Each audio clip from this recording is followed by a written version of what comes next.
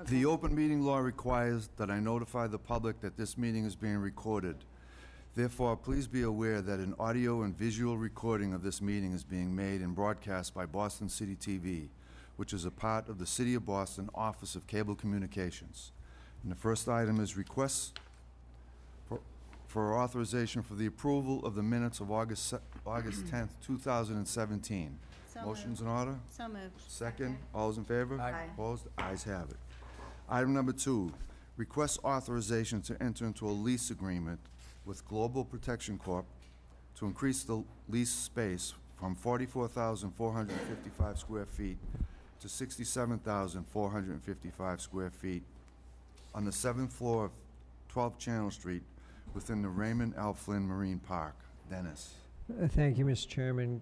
Global Protection Corp. has been a tenant in 12 Channel Street since 1996. They currently occupy 45,000 square feet, comprising the entire 4th floor and a portion of the 7th floor. They are in desperate need of additional storage and distribution space. Suite 705 is currently vacant and in need of up to $1 million in improvements, including air conditioning, new windows, demolition, paint, carpet, and electric upgrades and lighting. Those improvements would need to be made by BPDA before we could effectively market the space for a higher rent. Staff has met with Global Protection and proposed that they take the space in its current condition with no financial expenditures from BPDA. Global would pay the same per square foot rate that it currently pays for the 7th floor portion of its lease, which is also used for storage and distribution. The rate may look low to the casual observer, but when you consider that BPDA is saving $1 million in upgrades, we actually make a higher net in guaranteed rent than if we had made those expenditures. So we're requesting permission to amend the existing lease with Global Protection Corp. to include Suite 702, consisting of an additional 23,000 square feet for a new leased premise of 67,500 square feet. The amended lease will guarantee BPDA over $2 million through March of 2023. Okay, thank you, Dennis. Are there any questions on the board? I have a question. Do we have any say in the quality of their build-out or what contractors they're using or anything like that? They're not going to build it out. They're just going to drop pallets down and use it for storage. Oh, I see. Okay. Thank you. There's no further questions or motions in order? So moved. Second. All those in favor? Aye. Opposed? Ayes have it. Thank you, Dennis. Item number 3, request authorization to enter into a lease agreement with the Favreau Design Staging, LLC, for approximately 14,561 square feet on the 8th floor of 12 Channel Street, Suite 802, within the Raymond L. Flynn Marine Park. Dennis. Thank you, Mr. Chairman. Favreau Design is an interior design firm with offices in San Francisco and Boston. They're seeking a more established Boston location for furniture staging, warehousing, distribution, and some associated office use. Suite 802 is similar to Suite 702, although not quite as bad of shape. It's about 14,500 square feet. It's currently vacant. It needs about $500,000 in improvements, also including air conditioning, new windows, demolition, paint, and electric, which we would need to make in advance if we were going to go to market looking for the higher rent per square foot. We met with Favreau and proposed that they also take its space in its current condition. They've agreed to do that. The starting rent of $12 per square foot, triple net, would be pure net to BPDA. All improvements will be at Favreau's expense. BPDA will not be spending any money on capital improvements. The $12 a square foot will increase by $1 per year for the initial 5 years of the lease. Will be guaranteed just short of $1 million through December 2022. There is a 5-year option proposed. If they exercise that option, at that point we would negotiate the fair market value going forward. Okay, thank you, Dennis. Any questions on the board? I have the same question. Are they doing any I should have improvement? answered before you asked it. Forgive me. We ask it again. Do we have any control or influence over the quality of their build-out, if they do any, or what contractors they're using, or are they subject to any any oversight by us in their build-out, if they're doing it? Their plans will be reviewed by us, mostly for life safety and engineering reasons. We don't weigh in, we'd rather have the wall here than there, and you should paint it this color instead of that color. We won't get in that level of detail, but we'll be looking at it for life safety issues and building code issues. Okay, thank you. But the plans will have to be approved by Paul's staff and our engineering department. Okay, thank you. Okay, motion's in order. So moved. Second. Second. All those in favor? Aye. Opposed? Ayes have it. Thank you, Dennis. Item number 4, request authorization to extend the tentative designation of and continue lease negotiation with Skanska USA Commercial Development, Inc. as redeveloper of parcel Q-1 within the Raymond L. Flynn Marine Park. Dennis. Thank you, Mr. Chairman. Staff recommended the EDIC Board awarded tentative designation as Skanska USA Commercial Development for the development of parcel Q1 in May of 2015. Skanska intends to develop a 215,000 square foot office building. Extensions to the tentative designation were awarded by the board in November of 2015 and 3 times in 2016 and twice so far in 2017. During the extension periods, EDIC and Skanska have executed a letter of intent. The ground lease has been drafted, and it's going back and forth with the lawyers now. They've received a MEPR certificate, and they've completed the Article 80 process. We're requesting a 90-day extension through December 31st of 2017 to finalize the lease and to rectify a rail easement issue that we're close to solving. Good. Okay, thank you, Dennis. Any questions from the board? Hearing none, a motion's in order. So moved. Second. Second. All those in favor? Aye. Opposed? Ayes have it. Thank you, Dennis. Thank you. Item number 5, request authorization to enter into a license agreement with Mass Bay Brewing Company, Inc. for the temporary use of a portion of parcel V-1 within the Raymond L. Flynn Marine Park. Ed. Good afternoon, Mr. Chairman, members of the board, Secretary Paul Hemus. Harpoon Brewery is one of the Marine Park's oldest businesses. They employ approximately 150 people. This year will mark the 28th annual Harpoon Oktoberfest and will be held on September 29th through October the 1st. Each year the event brings thousands of people down to the Marine Park. As they have done in the prior years, Harpoon is requesting access to a portion of parcel V1, which is adjacent to their building at 306 Northern Avenue. The setup for Oktoberfest will begin on September the 22nd, and a breakdown and a cleanup of the site will be completed by October the 4th. As they did last year, Harpoon will pay the BPDA a flat fee for the use of parcel V1, and in addition, we will receive 1% of the paid admissions. Harpoon will indemnify the BPDA and will be responsible for all site and security costs. Any questions from the board? Hearing none, a motion's in order. So moved. Second. Second. All those in favor? Aye. Opposed? Ayes have it. Thank you, Ed.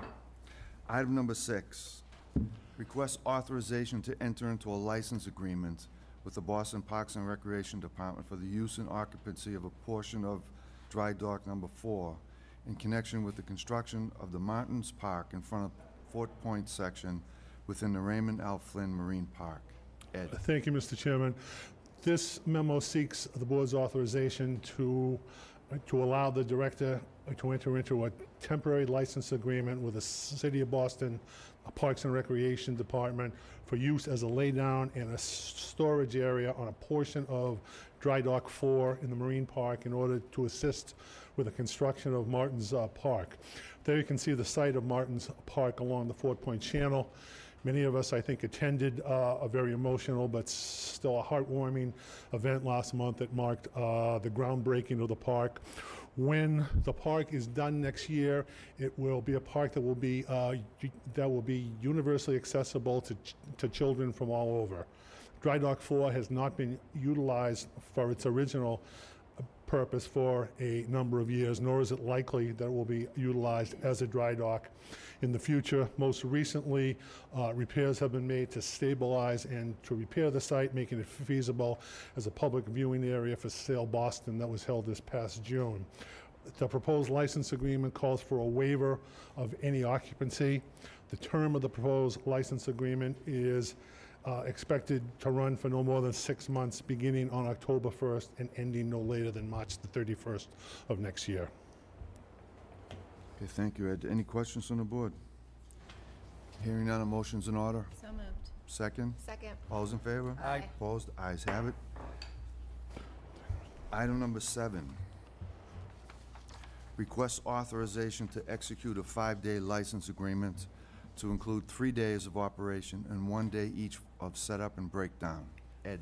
Thank you, Mr. Chairman. Our goal here is really seeking to clarify licensing procedures. This proposed action before you would amend a prior action done by the board in 2009 by defining short-term license agreements as being for 5 days or less, with a maximum of 3 days for the actual operation of the event, along with 1 day at the beginning to set up and another day at the end to break down and to return the site to its original state. The current procedures whereby the licensee indemnifies the BPDA for any and all claims relating to the use of the property and requires them to obtain the proper insurance, naming the BPDA on its insurance certificate will remain in effect.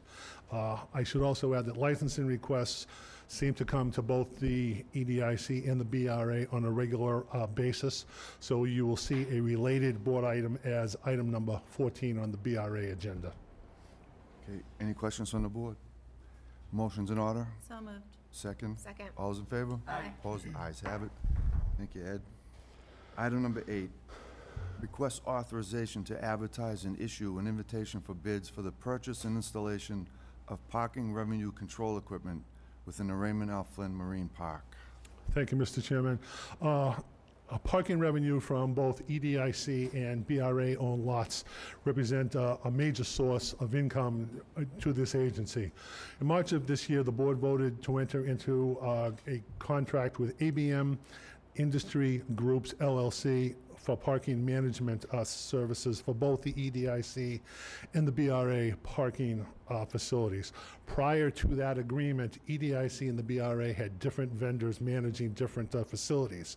The RFP and the subsequent award to ABM represent a real effort to achieve a coordinated management approach that would maximize efficiencies, and with it, hopefully an increase in parking revenues. There, if I could do this, you can see the parking facilities down at the Marine Park. At the bottom, you see lots C1 and C2, which we've been using for a number of years to service the cruise industry.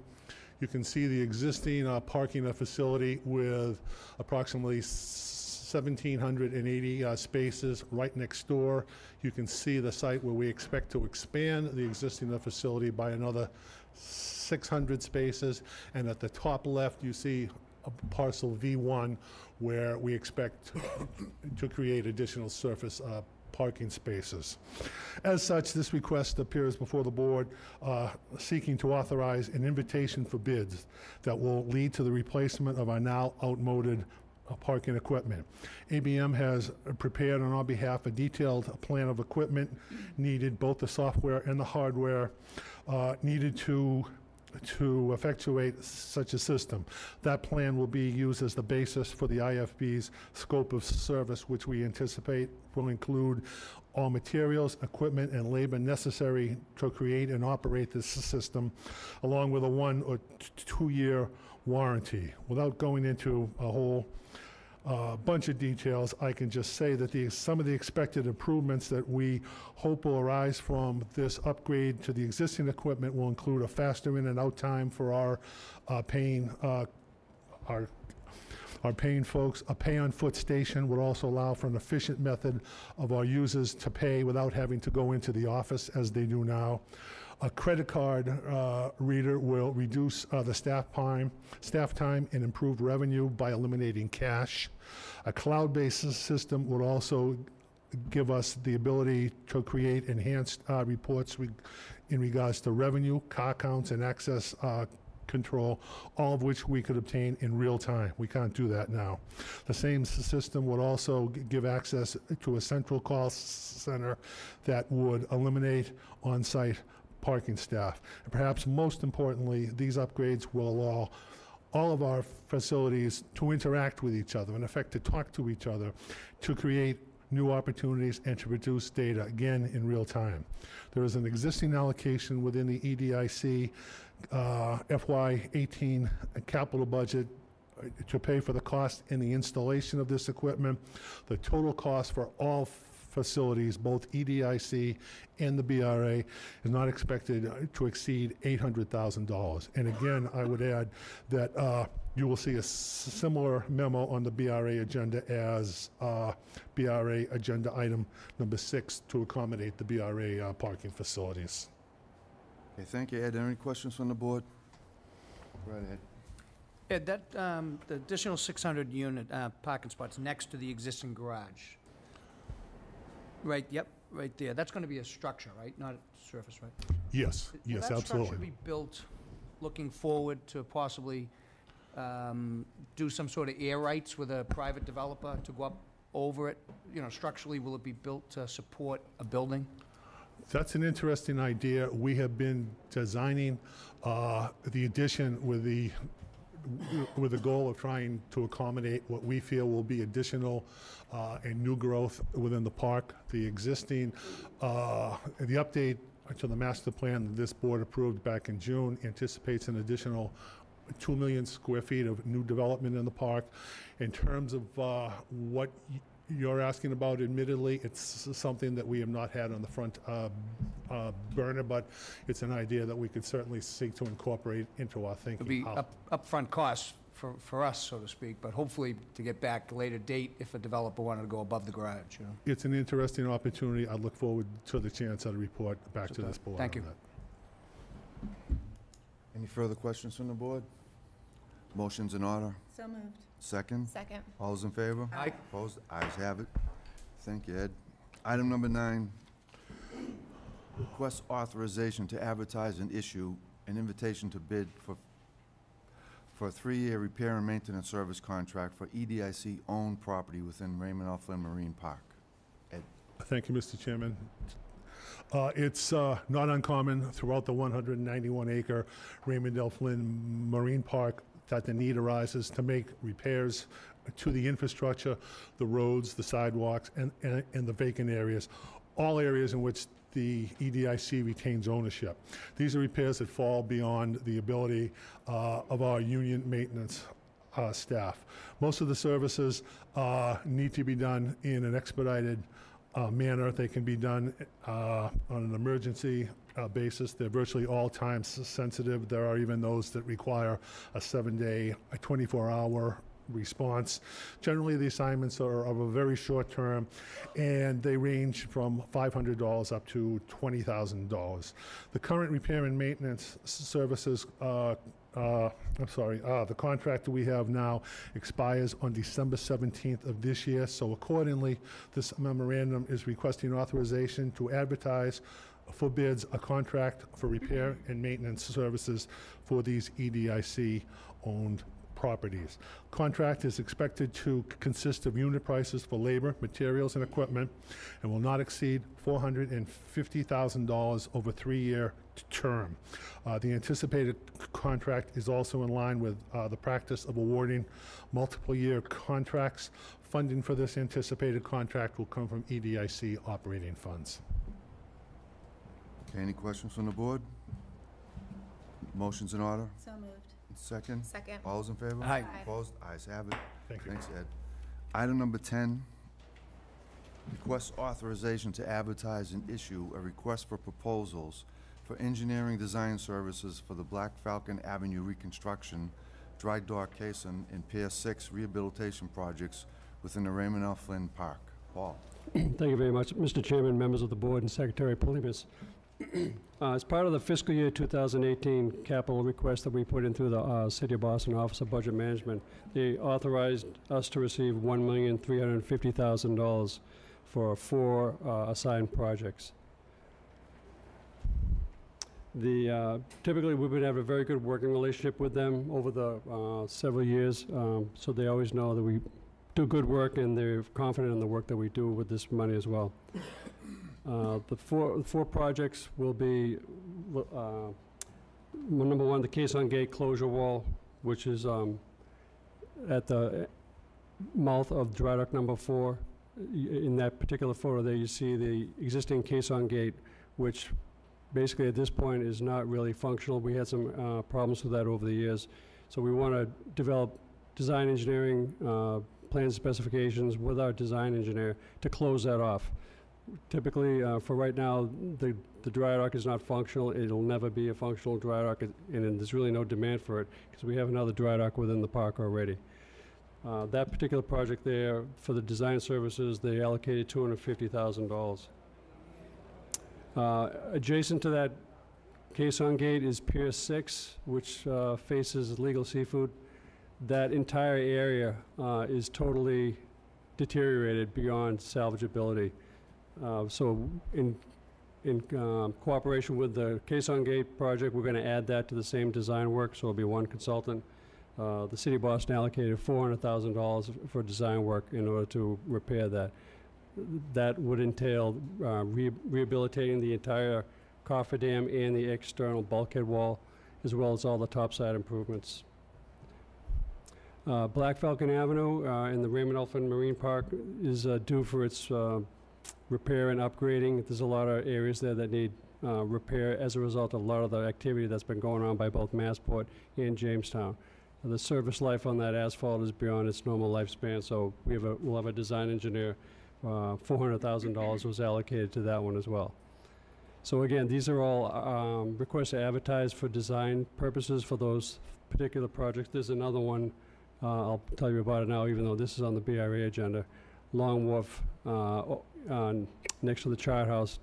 We have tremendous issues with the king tides and the flooding that goes on there. So we want to evaluate that particular area for repair procedures as well as overall structural evaluation to determine what is our best next steps dealing with this kind of an issue. But again, that'll be on the BRA agenda. So, yeah, so that's basically it, Mr. Chairman. So Okay, any thank question, you, I'd be Paul. glad to Any entertain questions from the those. board? No questions or motions in order? So moved. Second. All those in favor? Aye. Opposed? Ayes have it. Thanks. Thank you very much. Item number 11, personnel. Thank you, Mr. Chairman, members of the board, Madam Secretary, and Director Golden. He left the room. My name is Jeanette Carldevel, and I'm the HR Generalist for the BPDA. We have a few items for your consideration on the EDIC agenda. We have 3 appointments for your consideration. Paul Karen, Supervisor of Administrative Services in the Administration and Finance Division, and Peter DeSisto, Job Developer and Retention Specialist, and Kathleen Sullivan, Deputy Director of Community Engagement, both in the OWD Division. For your consideration, we have an amendment to the 1-year grant agreement with the City of Boston for the Startup Manager in the Directors Division. We have 3 employment service contractors for your consideration. Julie Finns and Duncan Andrews in the Administration and Finance Division, and Joe Amarina in the OWD Division.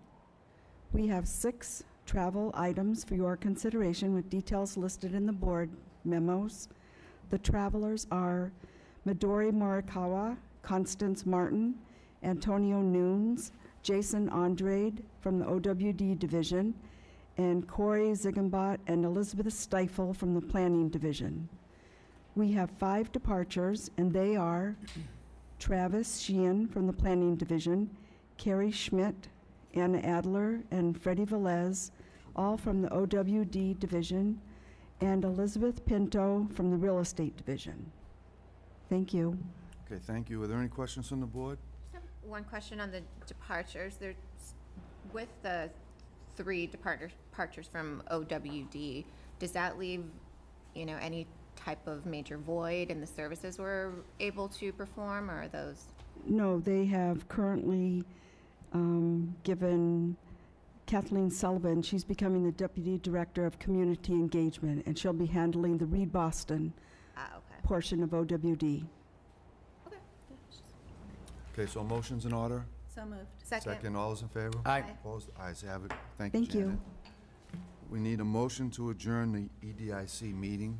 I move we adjourn the EDIC meeting. Second. All those in favor? Aye. Mo- Meeting adjourned. Okay, I'm gonna begin the BRA meeting. The open meeting law requires that I notify the public that this meeting is being recorded. Therefore, please be aware that an audio and visual recording of this meeting is being made and broadcast by Boston City TV, which is a part of the City of Boston Office of Cable Communications. And the first item is the request authorization for the approval of the minutes of August 10th, 2017. Motion's in order? So moved. Second. All those in favor? Aye. Opposed? The ayes have it. Item number 2, request authorization to advertise a public hearing on October 12th, 2017 at 5:30 PM or at a date and time to be determined by the director to consider the development plan for Planned Development Area Number 113 at 159 through 201 Washington Street in Brighton. Motion's in order? So moved. Second. Second, all those in favor? Aye. Opposed? Ayes have it. Item number 3, request authorization to advertise a public hearing on October 12th, 2017 at 5:40 PM or at a date and time to be determined by the director to consider the Boston University Medical Center 2010 through 2020 Institutional Master Plan Second Amendment and the Goldman School of Dental Medicine project located at 100 East Newton Street in the South End as a development impact project. Motion's in order? So moved. Second. All those in favor? Aye. Opposed? Ayes have it. Item number 4, request authorization to advertise a public hearing on October 12, 2017 at 5:50 PM or at a date and time to be determined by the director to consider the amended and restated development plan for Planned Development Area Number 2, the Back Bay South End Gateway Project, and 200 Clarendon Street, and to consider the project as a development impact project. Motion's in order? So moved. Second. Second, all those in favor? Aye. Opposed? Ayes have it. Item number 5, Board of Appeal. Any changes, Jeff, or anything? Thank you, Mr. Chairman, members of the Board, Secretary Paul Hamus. There was one withdrawal, 38 P Street in South Boston. That was an interpretation that's being asked by the Board of Appeal. We don't make recommendations on that. Okay. That's all. So we're good? We're good. A motion's in order? So moved. Second, Second. all those in favor? Aye. Opposed? Ayes have it. Thank you. Item number 6, request authorization to advertise and issue an invitation to bid for the purchase and installation of parking revenue control equipment for the BRA-owned parking facilities. Ed? Thank you, Mr. Chairman. As I mentioned on the EDIC side, this item seeks your authorization to issue an IFB for the BRA-owned lots. There you see Sergeant's Wharf down in the north end. There are 290 spots there, and the other BRA lot is on Fulton Street, where there are 126 spaces. So we are seeking your authorization to, again, issue an IFB for the BRA-owned properties. Okay. Any questions from the board? Motion's in order? So moved. Second. Second, all those in favor? Aye. Opposed? Ayes have it. Thank you, Ed. Item number 7, request authorization to advertise and issue a request for proposals for engineering design services for a capital project located at Long Wharf in the downtown waterfront urban renewal area. Paul or Ed? Ed? This again is the other part of the request that Paul just made a few minutes ago. This is to accommodate the BRA-owned land on Long Wharf, and it seeks your authorization to issue an RFP for engineering services. The cost will be paid by the City of Boston capital budget. Okay, thank you, Ed. Any questions from the board? Motion's in order? So moved. Second. All those in favor? Aye. Opposed? Ayes have it. Item number 8, request authorization to ratify and confirm the tentative designation to CVJC LLC as redeveloper of parcel L-43B located at 41 Regent Street in the Washington Park Urban Renewal Area. Rie? Thank you, Mr. Chairman, Madam Secretary, Director Golden, and members of the board. I'm here to ask that the board ratify and confirm the tentative designation vote from the June board meeting for CVJC LLC regarding parcel L43B located at 41 Regent Street in Roxbury. That's project number Mass R24 in the Washington Park Urban Renewal Area. This is simply a procedural matter which is necessary because the required resolution was inadvertently left off the June vote wording. So today's action will include the resolution, which contains the language that's needed for entering into a license agreement with the developer for engineering, soil testing, surveys, etc. It also includes a paragraph that authorizes us to enter into a term sheet that will include the general conditions for the final designation and land disposition agreement. So I'm happy to answer any questions. Okay, thank you. Are there any questions from the board? I just have a quick question. So it was just something that was left off the memo? Yes, like you typically see this resolution that with the votes that says like whereas and sort of that sort of language, and somehow it just didn't get attached to the vote we did back in June. So this is, again, it's just sort of a procedural matter to make sure we, have that on there. Okay. Okay. Motion's in order? So moved. Second? Second. All those in favor? Aye. Opposed? Ayes have it. Thank you. Thank you. Item number 9. Request authorization to extend the tentative designation of the Boston Chinese Evangelical Church as redeveloper of a portion of parcel R3A-2, also known as Parcel A in the South Cove Urban Renewal Area. Raul. Good afternoon, Chairman Burke, Director Golden, Madam Secretary, and members of the board.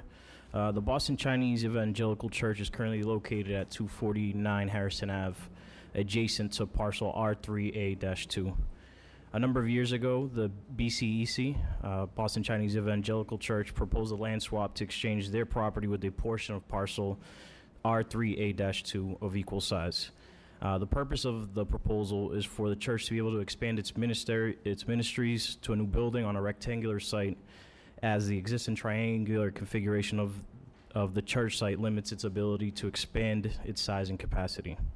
The parcel R3A-2 site is currently occupied with a basketball court and a modular structure being used temporarily by the Josiah Quincy Upper School.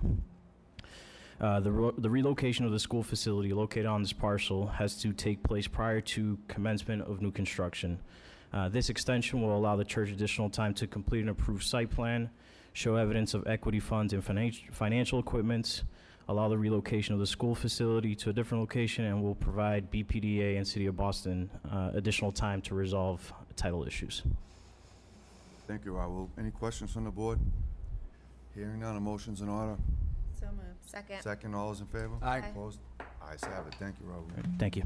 Item number 10, request authorization to extend the final designation of Charlestown Rope Walk LLC as redeveloper of Building 58 and Building 60, located on a portion of parcel NY1 in the historic monument area of the Charlestown Navy Yard with the Charlestown Navy Yard Urban Renewal Area. Dennis. Thank you, Mr. Chairman. In June 2016, Frontier Enterprises was awarded final designation for the development of the Rope Walk building. The final designation was conditioned on issuance of building permits by December 31st of 2016. The designation was extended 3 times in 2017. Since the last designation, since the initial designation, the following has been accomplished. Article 80 has been completed. A lease has been drafted. They have been approved for $37 million in financing for mass housing, and a final site plan is currently being negotiated and close to being finalized. We're here today to request a final designation extension to December 31st of 2017, conditioned on finalizing the final site plan, allowing the developer to close on their financing for mass housing, having the lease fully executed, and pulling all required building permits. Okay, thank you. Any questions from the board? Hearing none, a motion's in order. So moved. Second. Second, all those in favor? Aye. Opposed? Ayes have it. Thank you, Dennis. Item number 11, request authorization to extend the final designation of First Avenue Hotel LLC as redeveloper of Building 105, known as the Chain Forge Building, in the Charlestown Urban Renewal Area. Dennis. Thank you, Mr. Chairman. In July of 2016, the board awarded final designation status to First Avenue Hotel LLC for the development of the Chain Forge building in the Charlestown Navy Yard. Final designation was also conditioned upon issuance of building permits by the December 31st of 2016. The designation has been extended 3 times in this year. Lease execution has been delayed because the financing is not closed. The financing will include $18 million in federal and state historic tax credits, which have already been committed, and $9 million in state historic tax credits, which has already been approved, and the developers already received their second quarterly installment of $400,000. Since the last extension in June, a memorandum of understanding has been signed between the National Park Service, Mass Historic Commission, Boston Landmarks, and BPDA regarding the design of the building. The National Park Service has approved the removal of all the excess chain forging equipment. An auction will take place in mid-November to sell the equipment. The developers also filed a work plan with the federal EPA for the environmental cleanup of the facility. So we're requesting an additional 90-day extension to December 31st of 2017 to auction the abandoned equipment, finalize lease negotiations, finalize the financing, receive the building permits, and commence environmental cleanup. Okay, are there any questions from the board? Is this the one where some of the existing equipment was going to be kind of incorporated into the building? That's correct. Right, but Yep. there's still... They will keep about 20 pieces of it that'll be on display in the lobby for the public. You don't have to stay in the hotel to come and see it. If there's no further questions, a motion's in order. So moved. Second. All those in favor? Aye. Opposed? Ayes have it. Thank you, Dennis. Item number 12, request authorization to enter into a lease with the Massachusetts Department of Children and Families for the use of the entire 5th floor in the China Trade Building located at 2 Boylston Street. Dennis. Thank you, Mr. Chairman. Regarding 2 Boylston Street, BPDA is competing directly with private sector landlords for creditworthy tenants in the competitive Class B office market. The competitive business model requires the payment of real estate commissions and the offering of tenant improvement allowance toward the build-out of each of the occupied spaces. Each floor in the building is approximately 14,000 square feet. We are requiring that prospective tenants take an entire floor for a minimum of a 10-year lease. I'm happy to remind you that in 2016, BPDA entered into 2 leases in the China Trade Building. The 3rd floor was leased in its entirety to the International Institute of New England, where they have been occupying the space since August of 2016. Parts of the 1st floor and most of the 2nd have been leased to Urban College, who I'm happy to report moved into their space on September 1st and have already begun their first academic year in the building. The Commonwealth of Massachusetts Department of Children and Families wishes to lease the entire 5th floor, be primarily administrative and office uses. BPDA will invest approximately $120 per square foot building the space out, or $1.6 million plus an additional $200,000 in real estate commissions. In exchange for this, Department of Children and Families will pay to BPDA $600,000 per year in rent. That will increase by $14,000 per year for the next 10 years. After all expenses, BPDA will net approximately $475,000 per year for that single lease. The internal rate of return for our initial investment will well exceed 20%. Collectively, including the next agenda item and the previous leases and our anticipated lease of the 6th floor, which we expect to be back here by the end of the year with that, BPDA will have invested approximately $6.5 million in tenant improvements and real estate commissions.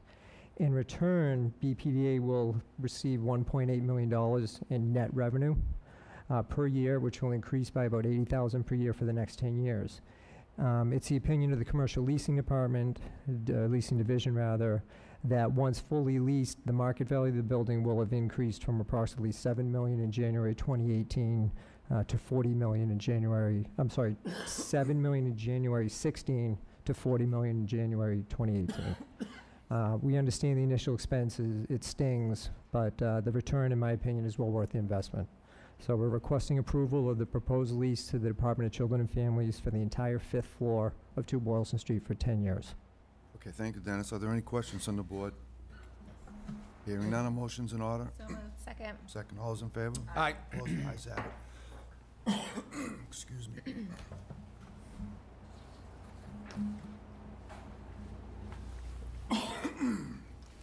You might have to. You want me to take it? Let me take this one.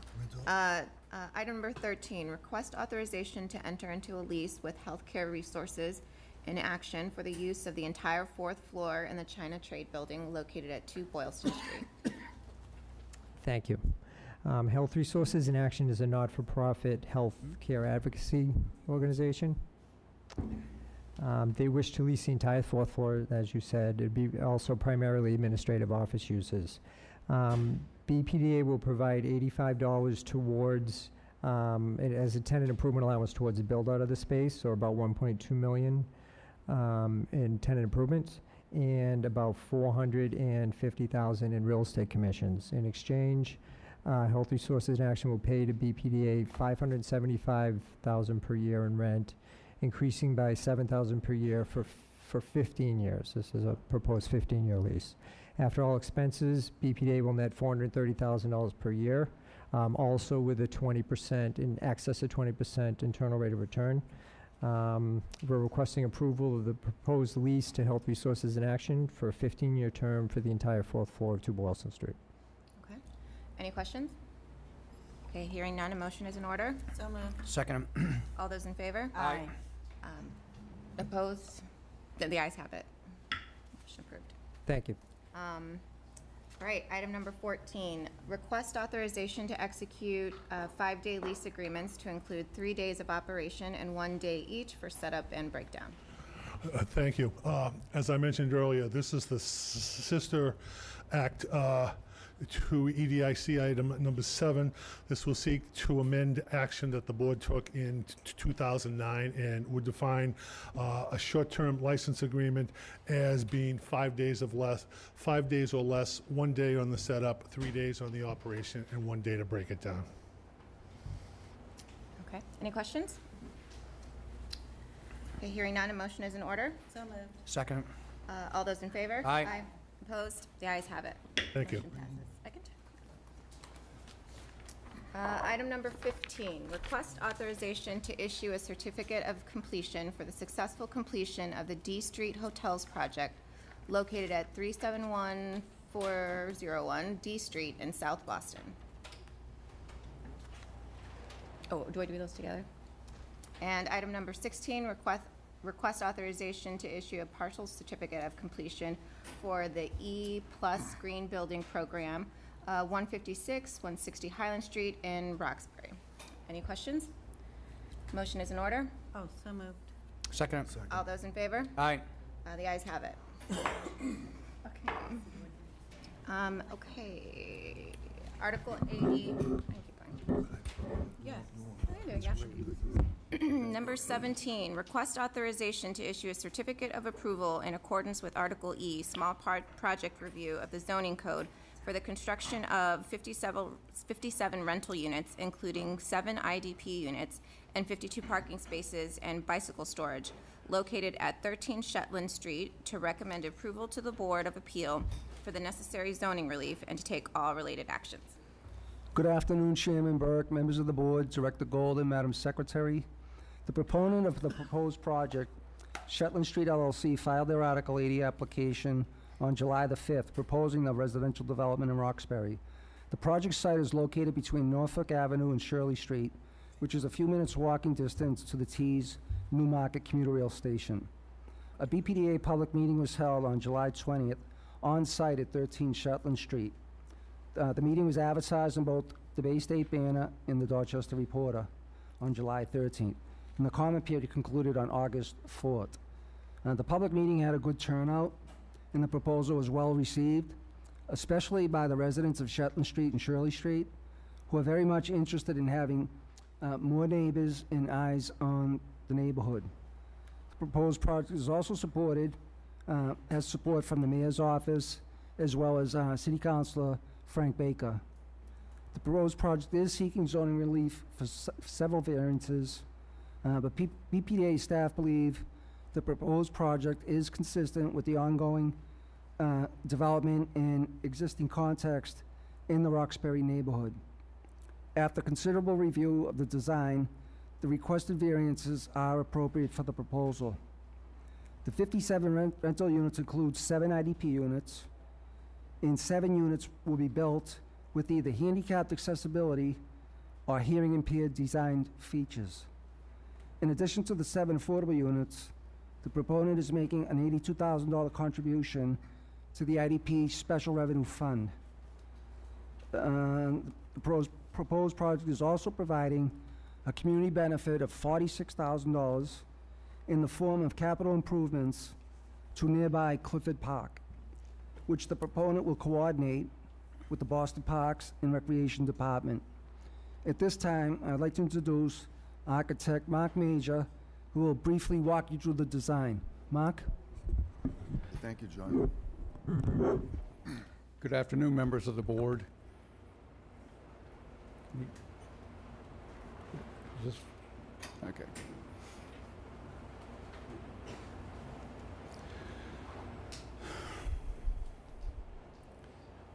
Got it. Other way. Okay, thank you. All right. Excuse me. This is our site location. We're right off Mass Ave, close to a commuter rail T-stop at New Market, the new station. Our existing site for aerial view. Once again, aerial view. On one side of our site, we have triple deckers.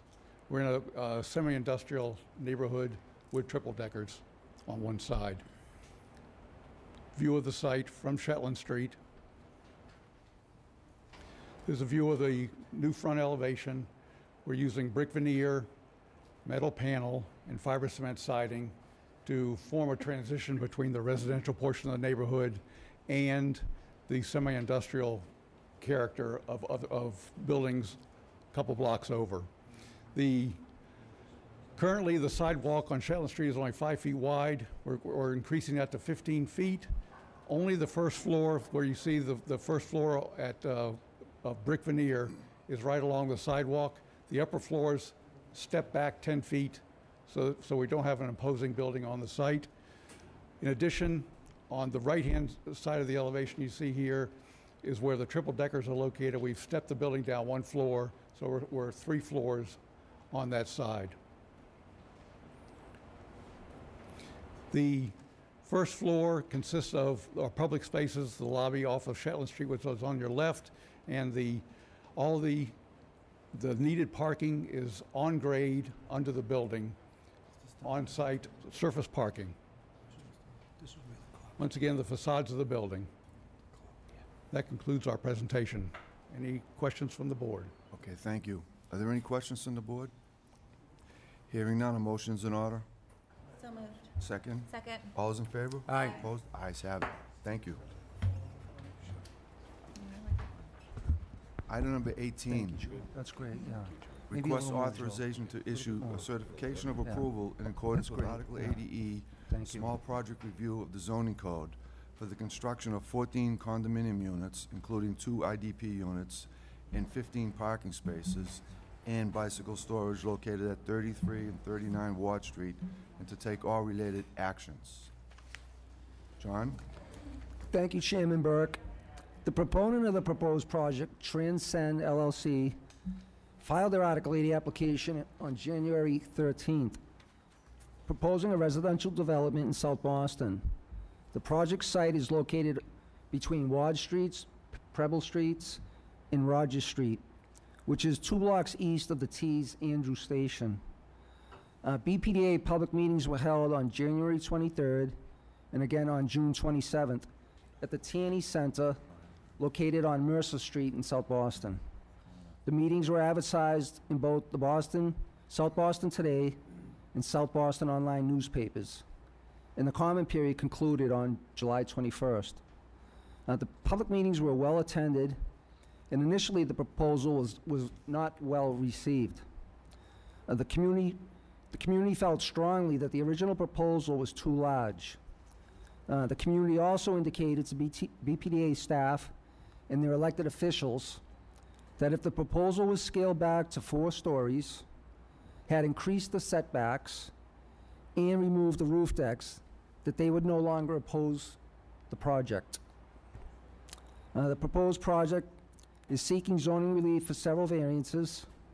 Staff believe that the project is consistent within the existing context and ongoing development in the South Boston neighborhood. And after considerable review of the design, the requested variances are appropriate for the proposal. The proposed project is subject to the inclusionary development policy, and 2 of the units out of the 14 will be IDP. At this time, I would like to introduce architect Niles Sutphin to further the presentation. Niles? Thank you, John. Thank you, John. Chairman Burke, members of the board, and Director Golden. My name is Niles Sutphin. I'm the architect for the project. My office is in the Charlestown Navy Yard. 3339 Ward Street condominium is a 14-unit condominium project located in South Boston. As you see in the image on the screen, is a 4-story building, 43 feet high. It will be constructed of high-quality brick in combination with fiber cement panels, and will be extensively landscaped on the Ward Street elevation. You happen to be looking at the Preble Street elevation here.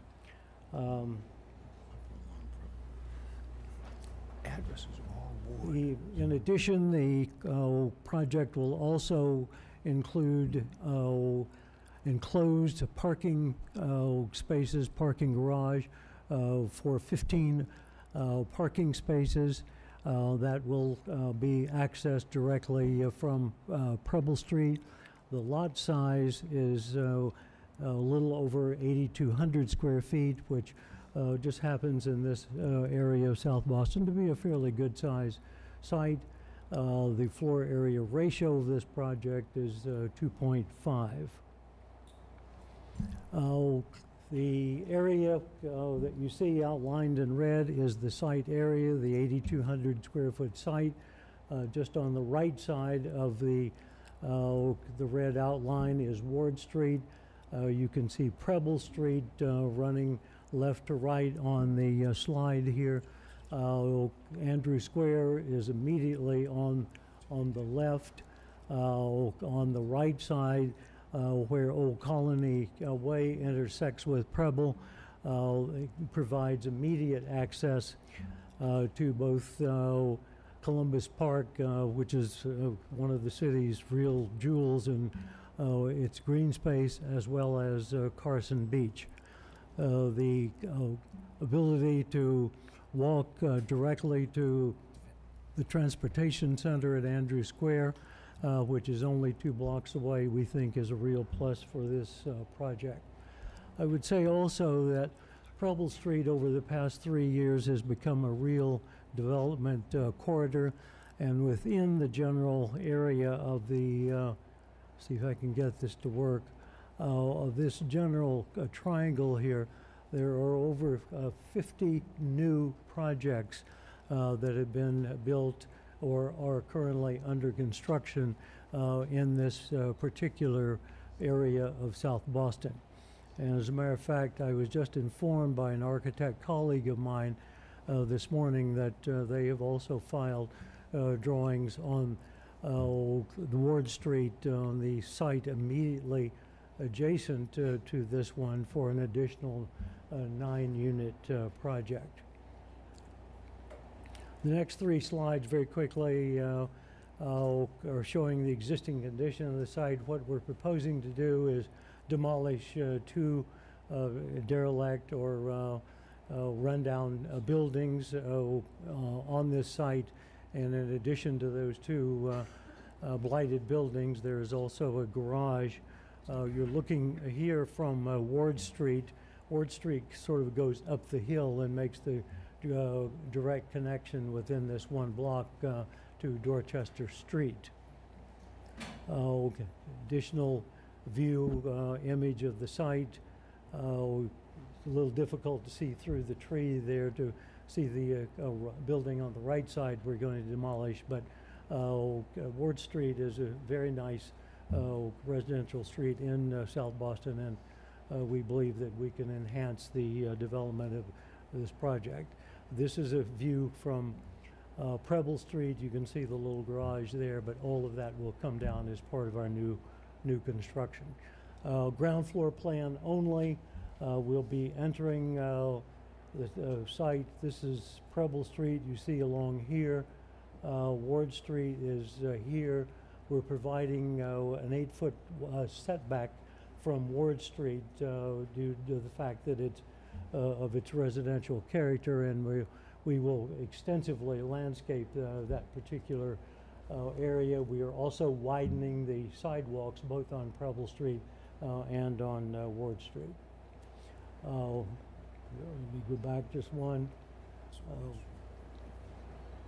I'm sorry, I can't get that to work. We'll conclude then with the elevation on Ward Street. You can see that we've actually removed some of the balconies at the request of neighbors, but we believe this project will make a very pleasant addition to the South Boston neighborhood. Thank you. All right, thank you. I'd like to amend my remarks. The project actually has the support of all the elected officials representing South Boston. Okay, thank you, John. Happy to take any questions you might have. Okay, are there any questions from the board? You can go ahead. I have a question about the landscaping and the trees.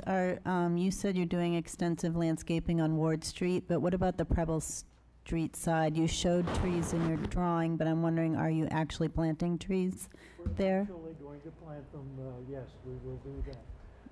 We've made that commitment to the Andrew Square Neighborhood Association. We will do so.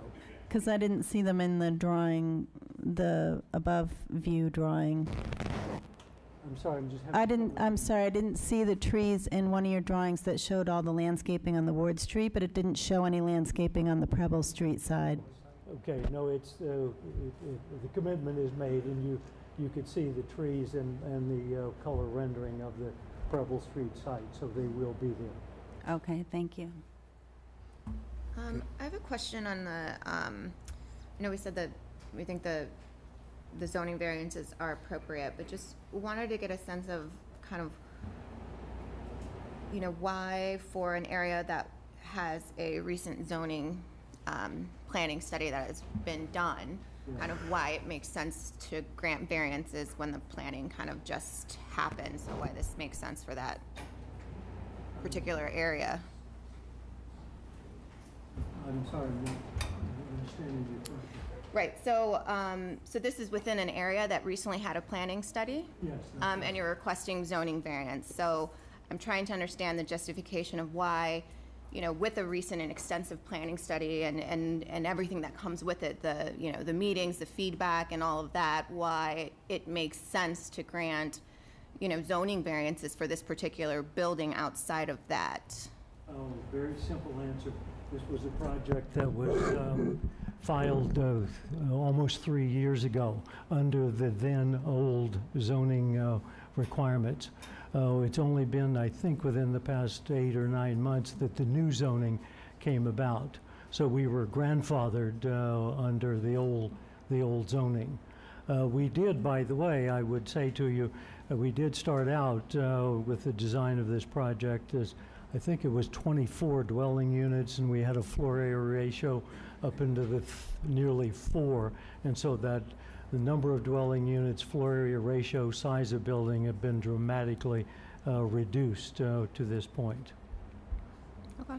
Okay, good. If there's no further questions, the motion's in order. So moved. Second. Second, all those in favor? Aye. Opposed? The ayes have it. Thank you. Very much. Congratulations. Item number 19.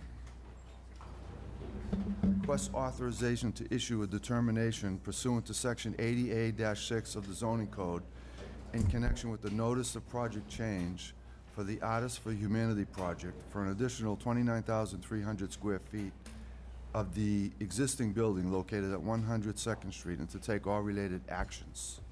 Good afternoon, Chairman Burke, members of the board, Madam Secretary, and Director Golden. If you may recall, on August 13th, 2015, the BRA board approved the originally proposed project, which was a 7-story, approximately 51,500 square foot addition to the existing 24,000 square foot Artists for Humanity Epicenter, consisting of new studios, studio partners, event, and retail space. On August 31st, 2017, AFH Epicenter, Inc. filed a notice of project change reflecting a 22,262 square foot reduction from the original project. The version you will see before you today now stands as a 3-story, 29,300 square foot addition to the existing building. The uses proposed in the original project have remained the same in the MPC. The MPC was presented at an Impact Advisory Group meeting held on September 5th, 2017. The square footage reduction was a welcome change to the project. There was some concern with the removal of a planned full-service cafe, but this was understood to be a necessary change to the project due to the reduction in retail space.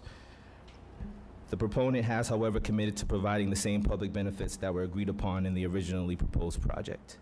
I will now turn it over to the development team, and I can answer any questions after their presentation. Thank you. Okay, thank you. Good afternoon, Chairman Burke, Director Golden, Madam Secretary, members of the board. My name is Andrew Mata, the Director of Operations at Artists for Humanity. Artists for Humanity is a community-based nonprofit organization based in South Boston for the past 25 years. Our organization employs Boston public school teens and pays them an hourly wage plus commissions to produce fine art and creative services for the greater Boston business community. Through our support corporation, AFH Epicenter, Inc., we are undertaking an expansion of our existing epicenter to double youth employment and expand the cultural opportunities to our surrounding community. For our expansion, we presented to the then the BRA board on August of 2015 and received approval. Since that time, it was determined that the construction costs exceeded the resources our nonprofit organization had available, and determination was made to move forward with our project, we would need to downsize. So towards making our expansion feasible, our addition has been downsized, as Gary had mentioned, from the originally proposed 51,500 square feet to 29,300 square feet. And we have also lowered the new addition from 7 stories to 3. In our new proposed project, as Gary mentioned before, community benefits and uses all remain consistent with the previously proposed plan. So I'm available if anyone has any questions. Okay, thank you. Thank you. Any questions from the board? I'm just curious, how much is this saving you to make this reduction? Or how much has it changed the overall project budget? About $9 million. $9 million. Wow. Great, Okay. thank you. Thank Gary, we all set, Gary? I apologize. I probably should have introduced myself. I am Gary Webster, not Gary Utah, and I am it's my new project manager here at the BPDA. Well, welcome. You did a good job. I knew something was up.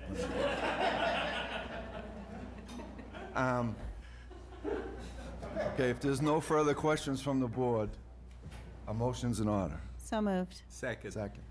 All those in favor? Aye. Opposed? The ayes have it. Thank you. And welcome aboard, Gary. Little lower. Item number 20, request authorization to issue a certification of approval in accordance with Article 80E, Small Project Review of the Zoning Code, for the construction of 17 condominium units, including 2 IDP units and 20 parking spaces and bicycle storage located at 54 Pleasant Street, and to recommend approval to the Board of Appeal for the necessary zoning relief and to take all related actions. John. Thank you, Chairman Burke. The proponent of the proposed project, 54 Pleasant Street LLC, filed their Article 80 application on June 19th, proposing a residential development in Dorchester. The project site is located between Pearl Street and Thornley Street, which is a block west of Dorchester Ave and 4 blocks southeast of Upham's Corner and Columbia Road. A BPDA public meeting was held on August 1st at the Boys and Girls Club on Dorchester Avenue. The meeting was advertised in The Reporter, El Mundo, and El Plantera newspapers on July 20th. And the comment period concluded on August 11th. The public meeting was very well attended, and the proposal initially seemed to be more opposed than supported. The majority of the community meeting attendees preferred to see a proposal that was limited to 9 units. The opponents also introduced a petition that I just received, which included 85 signatures. It should be noted that many of the signatures don't live in this neighborhood or in Boston. When the comment letters finished coming in, it was evident that the majority of the community supported the proposal before you by a margin of 58 to 15. The proposed project also has the support from the mayor's office and from Councilor Frank Baker. The proposed project is seeking zoning relief for several variances, but staff feel that it is consistent within existing context and ongoing development in Dorchester. And after considerable review of the design, the requested variances are appropriate for the proposal. The FAR is actually 1.53. The proposed project is subject to the inclusionary development policy, so 2 of the 17 condominiums will be IDP units, and they're both 2-bedroom units.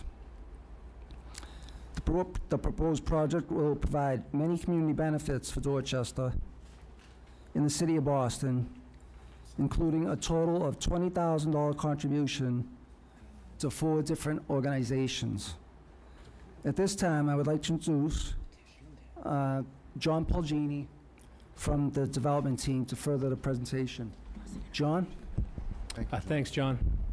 Good afternoon, Mr. Chairman, members of the board, Director Golden, Secretary Palamas. As lead counsel for Team 54 Pleasant, I have great pleasure to be here before you this afternoon, marking a process that kicked off on November 9, 2016. Since that time, the development team has participated in 6 civic and abutters meetings, and based upon the feedback and comments that we received from them, we filed what we thought would be something very spectacular under the Article 80 process. Historic Pleasant Street is a secondary gateway to our downtown core. The area is landmarked with amenities both old and new, known regionally and nationally, such as the James Blake House, the Strand Theater, and the new Kroc Center. We are excited to present this project to you this afternoon, which will replace the Scully Traers Funeral Home and provide an economic development to what is already a special place to live, shop, and work. This proposal calls for 17 new condominiums with 20 below-grade parking spots. We seek your approval to move forward, and we'd like to discuss in more detail. I'm going to turn it over to Steve Souza, who's the team's architect. Thank you. Okay, thank you, John. Yep, right here.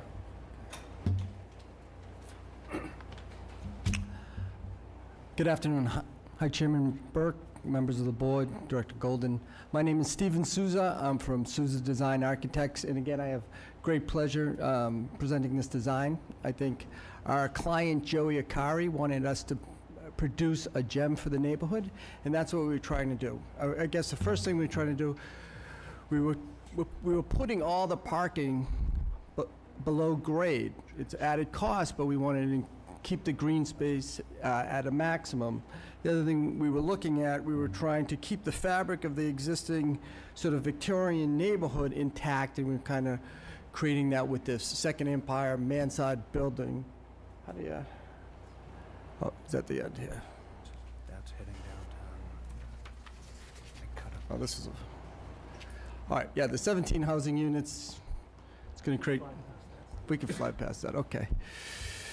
The lot size is 14,680, gross area of the building is 2,000 square feet for an FAR of 1.53. There's 5 one-bedrooms, 9 two-bedrooms, and 3 three-bedroom units. You can see where it's located on the map.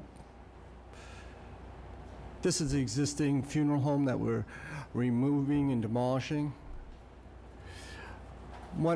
The other goal of the design team was to create a larger buffer between the direct abutters. You can see the top piece is 18 feet, in the back it's 23 feet. We moved the building closer to Pleasant Street into Pearl. There's the elevations of the existing building. We're using some materials. We shiplap base. We're using bays. We're using inset dormers in the mansard. We're using decorative trim and cornice throughout the building to create that more historical vocabulary. That's what.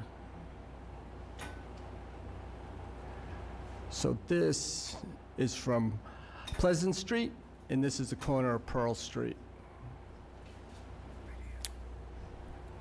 That concludes my presentation. Okay, thank you. Are we all set, John? Yes. Okay. Are there any questions from the board? Can you talk about the which 4 groups are receiving community benefits? Sure. Do you want to talk about that? Go ahead, Julie. Okay. You got the list there? Yeah, I do. First, we'll be familiar with Project Deep, Dorchester Early Enrichment Project, as well as the Bird Street Community Center, the Edward Everett School, and Dot Art. Those will be the 4 different organizations that will receive benefits from this project. Great, thank you. In a lot of the letters, there were some concerns about just traffic, and in particular, the exit of where the garage is going to be, the exit and the entrance, as well as the safety of some area pickup and drop off area for children at a nearby school or something. Can you speak a little bit to kind of how those particular traffic concerns are going to be addressed, and what we did to kind of analyze that? Sure. We had some preliminary conversations during this process as far as working with BTD to install something. Obviously, there's a daycare center over to the right of the building when you're looking at it. Where it was before, it was a current use as a funeral home. You have a lot of parking that's on the street, kind of blocking it all at one time. We had a traffic study showing that even during peak hours, you were looking at 7 to 9 a.m. in the morning, you were looking at maximum 6 to 8 cars. So we kind of addressed all those things, but we will continue the process not only with the BPDA, but also with BTD, because that was a concern that was brought up by several of the neighbors during the process. Mm-hmm. Well, I definitely hope Thank you. That gets resolved in a way that's safe for the neighborhood. Absolutely. Yep. Are there any further questions from the board? Hearing none, a motion's in order? So moved. Second. All those in favor? Aye. Opposed? Ayes have it. Thank you very much. Thanks, John. Item number 21. Request authorization to issue a certification of approval in accordance with Article 80E, small project review of the zoning code for the construction of New England Heritage Homes development consisting of 16 affordable home ownership units and 20 parking spaces and bicycle storage located at Mallard Colonial, New England, and Southern Avenues, to recommend approval to the Board of Appeal for necessary zoning relief and to take all related actions. Michael. Good evening, Chairman Burke, Director Golden, Madam Secretary, and members of the board. This proposed project is known as New England Heritage Homes. The project site is located in the Talbot-Norfolk Triangle area of Dorchester's Codman Square and falls within Dorchester's Eco-Innovation District. The project spans a number of parcels located near the intersection of New England Avenue, Mallard Avenue, Colonial Avenue, and Southern Avenue, and is within a quarter mile of the new Talbot Ave station on the Fairmount line. New England Heritage Homes is a proposed affordable home ownership project of 16 mixed income units. The project will provide an opportunity to achieve transit access and walkability while creating new affordable opportunities for moderate income home buyers. Just to quickly go over the Article 80 process, the proponent filed an application for small project review on December 9th, 2015. The BPDA held a public meeting on January 20th, 2016 to listen to community feedback. Outside of the BPDA-sponsored public meeting, the proponent conducted additional outreach with the local neighborhood association and abutters. The team took some time to make changes to the proposed project based on feedback they received and came back with an update proposal on August 8th, 2017. We held another BPDA sponsored public meeting on September 12th, 2017, where the community showed support for the proposal. I'll now turn it over to the development team for the rest of the presentation and be happy to answer any questions. Thank you. Thank you. Good evening. My name is Intia Isalza Figueroa. I'm a senior project manager at Common Square NDC. That's the location. Right at the top left-hand corner is where the Talbot Ave station is approximately, and you see an outline there of what will be divided into 16 parcels, and our architect, Michael Washington, will elaborate on that site plan in a moment.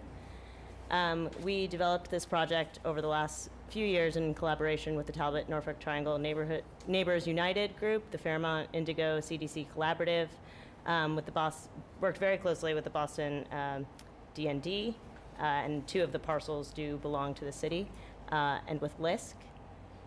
Community requests overall emphasized the desire to balance affordable rentals in the area with homeownership opportunities, to keep them fee simple, and to maintain 3 bedrooms.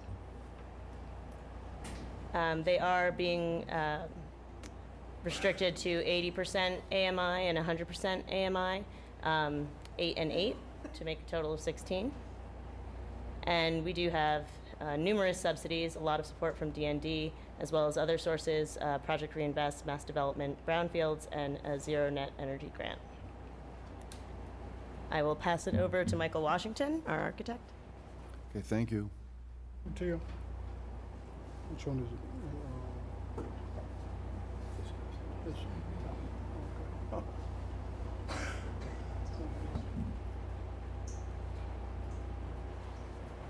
Good. Yeah.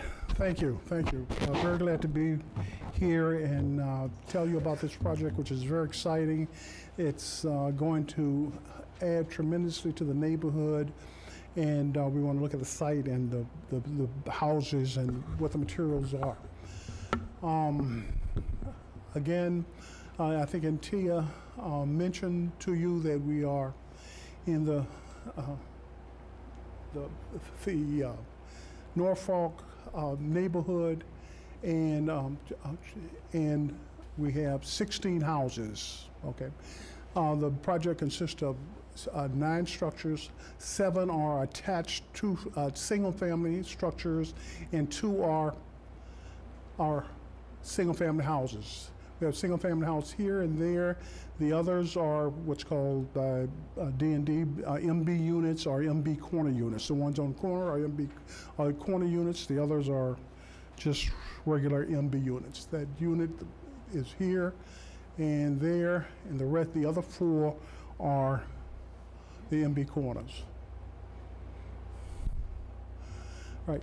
The first single-family house, this is just a CAD drawing of the single-family house, consists of 3 floors, living area on the first level, second level, two bedrooms, and a third bedroom on the top level. And by doing that, we have 2.5 stories of housing. And this is, again, one of the D&D typical prototypical houses.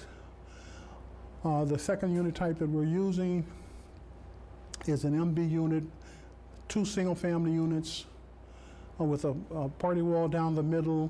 This one has 2 bays. One of the other ones we see is going to have 1 bay. The materials that are used we're using hardy board, clapboard siding for the most part, variations in patterns and colors, and this mixes with the type of housing that's in the neighborhood right now. Right now, the housing adjacent to us there are numerous single-family attached housing. So we're consistent with that in the type and the scale of the housing, and we think that it'll be a good addition to the neighborhood, and it finishes off this edge of the site. This is a similar type unit. Again, same materials and patterns. This one just has one bay in the front. And there's always an entry on one side or entry on one side for one unit. When it's on the corner, there's a second entry on the second side for the second unit. So the entries may be on different streets depending upon where the house is located. And we intend to create a lot of vitality with colors, different colors. Although we only have 3 different types, we're going to use different colors, patterns, and with the decks and roofs on those decks, it should be quite an addition to the neighborhood. Are there any questions? No, does that conclude your presentation? Yes. Does that conclude your presentation? Okay, thank you. Are there any questions from the board? I have some questions, or more, I'm just curious. Oh, I'm sorry. So, remind me, what is the Dorchester Eco Innovation District? Might have been before. So the Dorchester Eco Innovation District is an initiative by Codman Square Neighborhood Development Corporation in conjunction with the City of Boston, and it is one of the only low-income eco-innovation districts in the country. And in that area, we're focused on things like reducing the heat island effect, which is very high in the Dorchester neighborhood.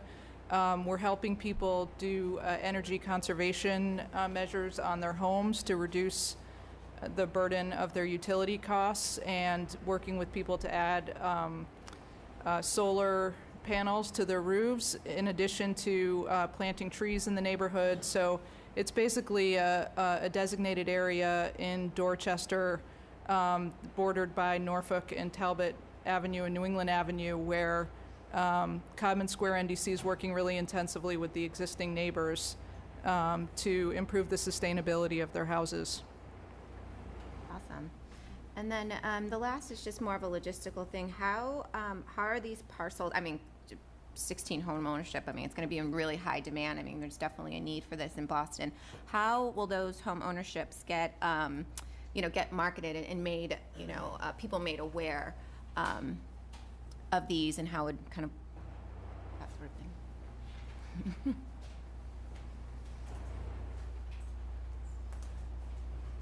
Tim Davis, Housing Policy Manager for BPDA. These units will not follow under the wing of the BPDA, but they will fall under the Department of Neighborhood Development. And along with their regular procedures, a marketing plan will be established for the units at the time of the closing on the properties, and it would be a lottery system similar to what we do. D&D will also have a lottery system for those. Okay. Is there going to be a preference, Tim, for local residents in this neighborhood in the lottery? We are very hopeful that local residents will have an opportunity to buy these houses, but I do not believe we can specifically make that a preference in the lottery system.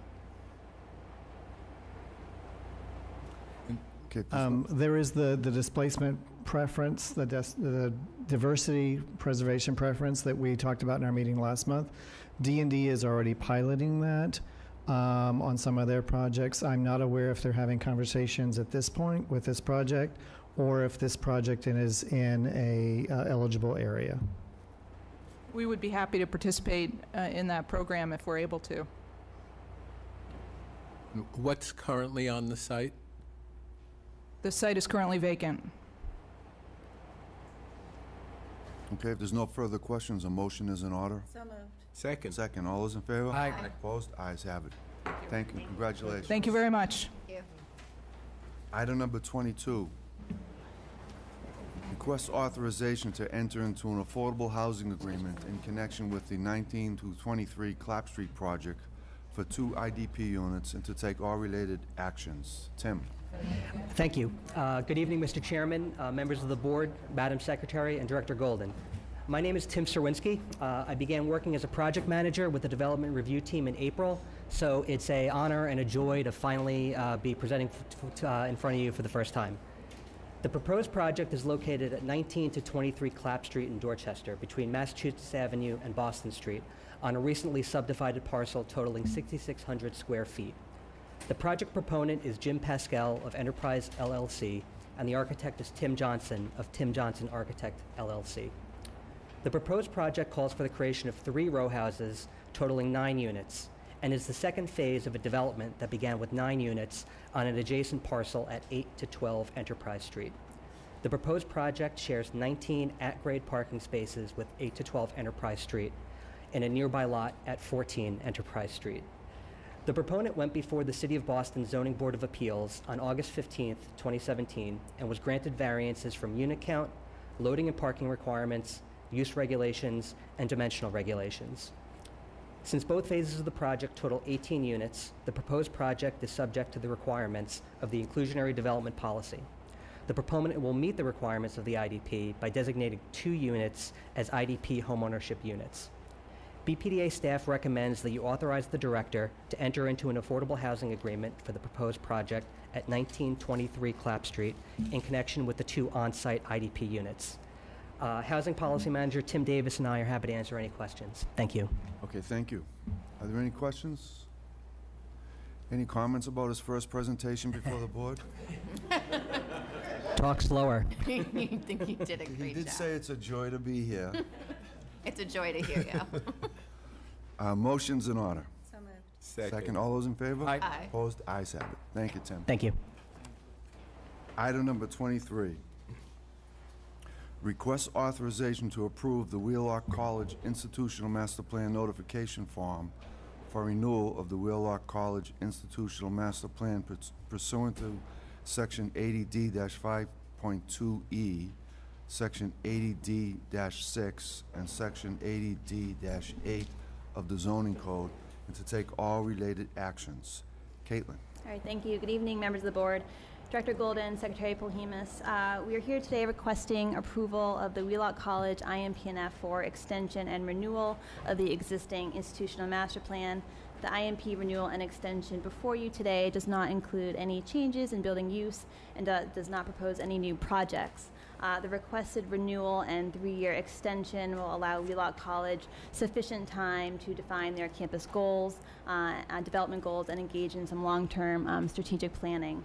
The IMPNF before you today triggered a 30-day comment period, and we received positive feedback from the community. Tonight, I am joined by Wheelock President Dr. David Chard and Wheelock Facilities Director Ed Jakes, if you have any questions. Thank you. Okay, thank you. Any questions from the board? Hearing none, a motion's in order.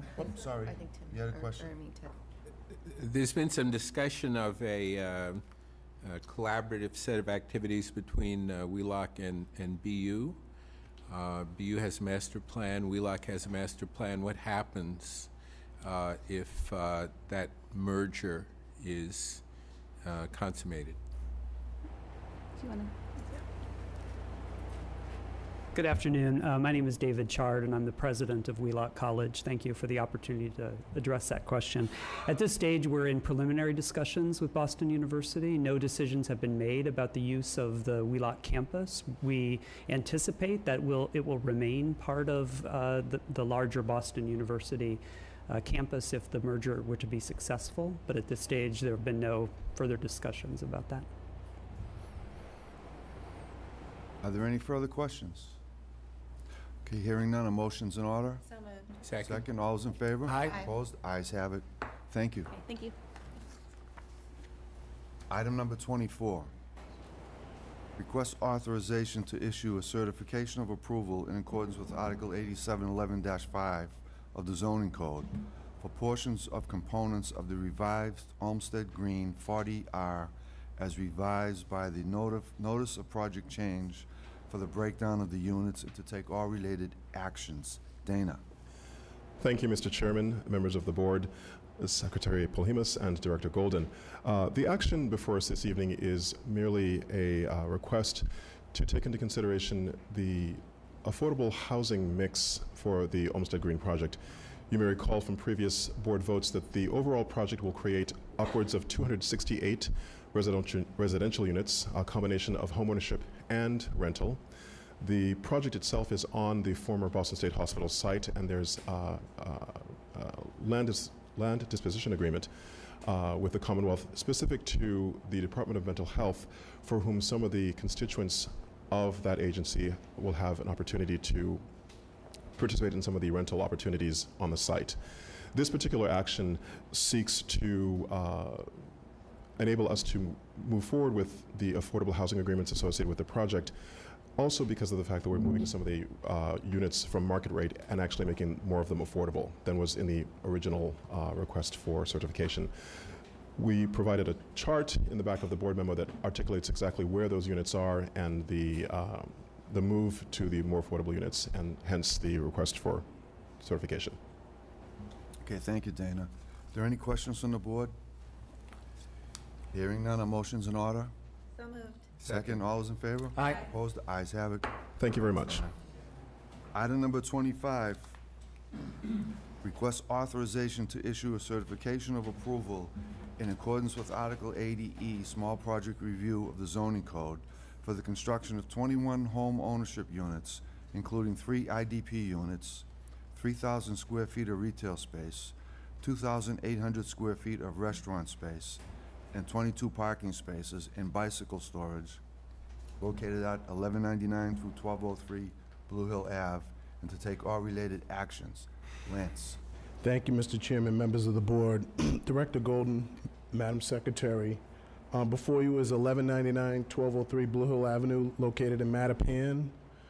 The project is a block from the intersections of Morton Street and Blue Hill Avenue. Morton Street is to the north. Deering Street is the little side street that intersects with the project. Mattapan Square is in this direction. And the Morning Star, I can't see it, but Morning Star is to the south of the project site. With that said, the proposed project includes 21 home ownership units with over 5,000 square feet of retail and restaurant space, with below-grade parking for 22 vehicles. The unit mix includes 3 one-bedrooms, 18 two-bedrooms, 3 of which will be designated as affordable, with 1 one-bedroom and 2 two-bedrooms. The zoning area, with respect to the zoning, is a neighborhood shopping sub-district with off-street parking, as insufficient in height, excessive in FAR. That is not before us, but I just wanted you to be aware of what relief that they will be seeking when they get their refusal letter. In addition to, the developer has agreed to make a $5,000 contribution to the City of Boston's Park and Recreation Department Fund. Staff is requesting authorization to issue a certificate of approval in accordance with Article 80E, Small Project Review of the Zoning Code, and to execute and deliver an affordable housing agreement and a community benefits agreement in connection with the proposed project. The project's architect, Jeff Yost, will give us a brief overview of the building, and the development team is here to answer any questions for the board. Okay, thank you, Lance. Good afternoon. Jeff Yost with Raymond Design Associates. I want to thank you for the opportunity to meet with the board, the Secretary Pomus and Director Golden. Let me see. Up, down? Yeah. Okay. Thank you. As you can see, the blow up of the site, the majority of the site is vacant. There is a small abandoned building, which is a one-story that was right at the corner. It was a dentist office on the site right there. The basic floor plan, the first floor is all retail. It's approximately 5,000 square feet. The units, excuse me. We've adhered to the, oops, my apologies, I broke it just then. We've adhered to the complete street design there along the front area. The building is set back from the property line with actually seating for the retail restaurant area set back. We've also included a courtyard for the residents that is in the back, and we have below-grade garage and parking. Okay. What it consists of is the retail space. It's basically at the corner of Deering and Blue Hill Ave with 3 levels of residential. The design, basically, the materials that we see on using are a masonry base with aluminum windows and aluminum storefront, composite aluminum panels, cementitious planks, and phenolic panels similar to what you see at the corner right there.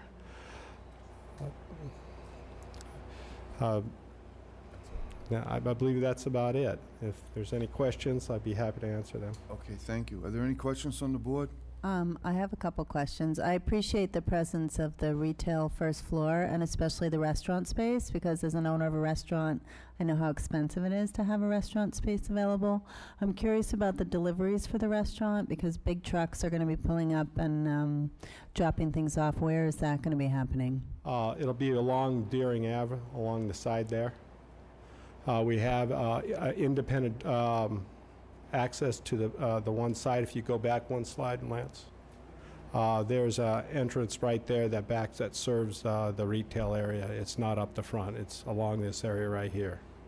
Sorry for the shaking. Is that kind of a narrow residential road, though, Deering Road?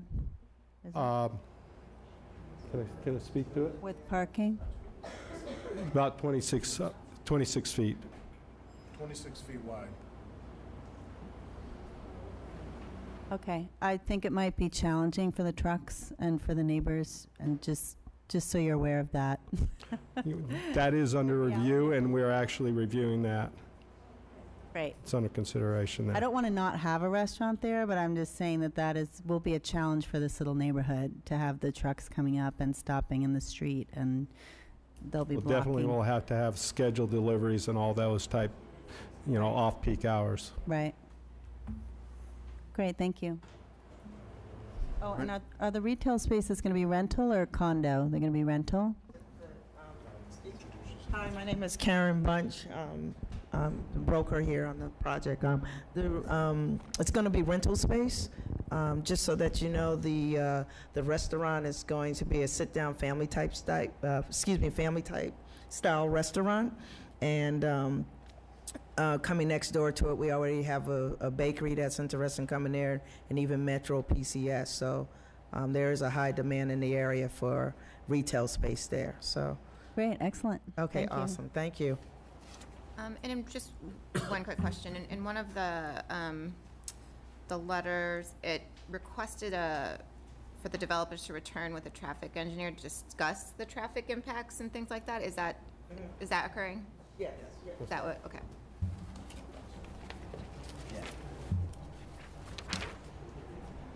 Sorry. Good afternoon, Dominic Rinaldi with BSC Group, the site and traffic engineers for the project. I'm sorry, could you just repeat the question? You weren't quite in the microphone. Great. So there was a request in one of the letters we received for the developers to return with a traffic engineer to discuss impact and opportunities related to traffic and parking concerns of the residents.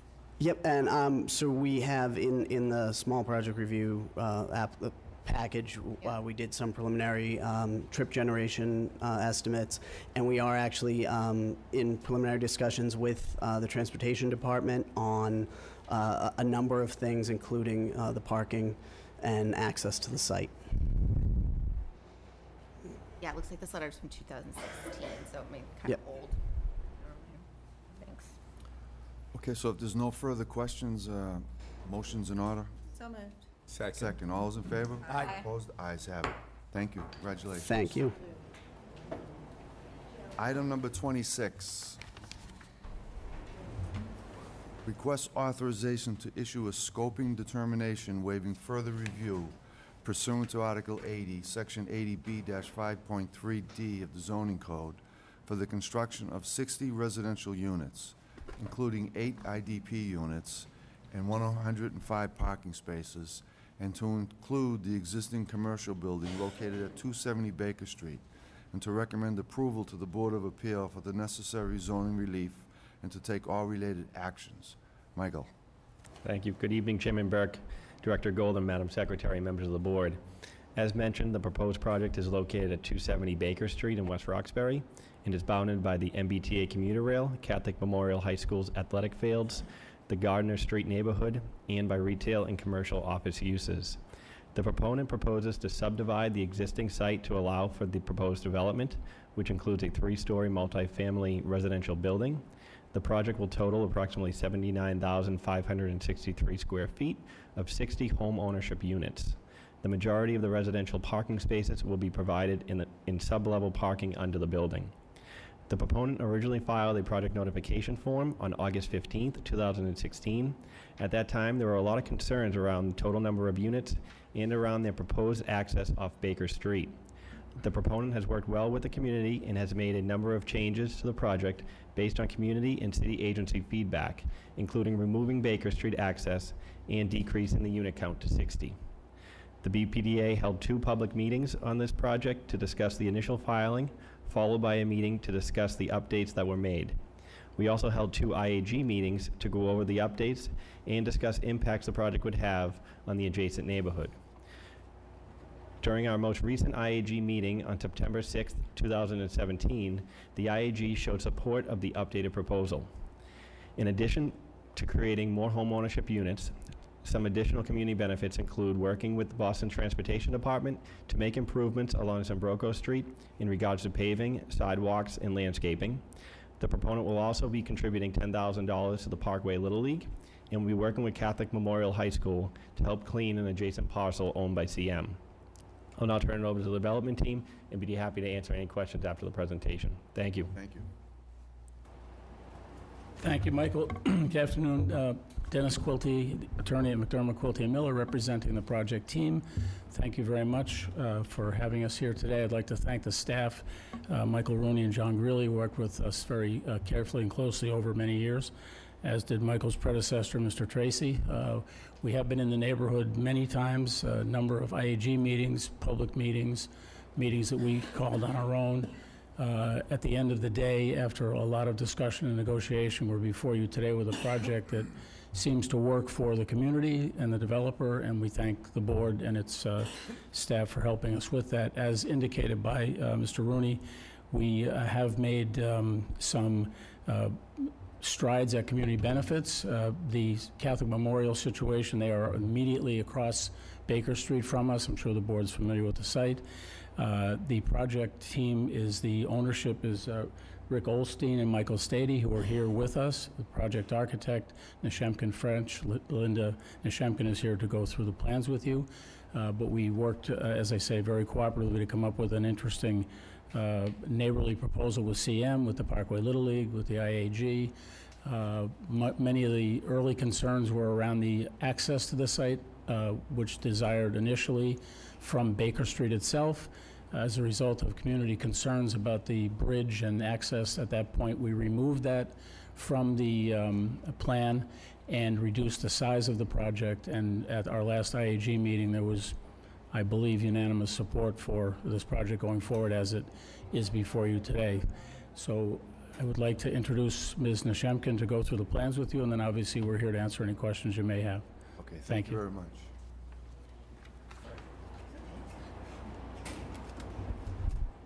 Hi, for the record, it's Linda Neshemkin from Neshemkin French Architects.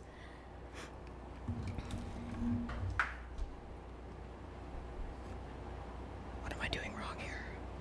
Oh, okay, there we had it. Okay, great. A little bit of history.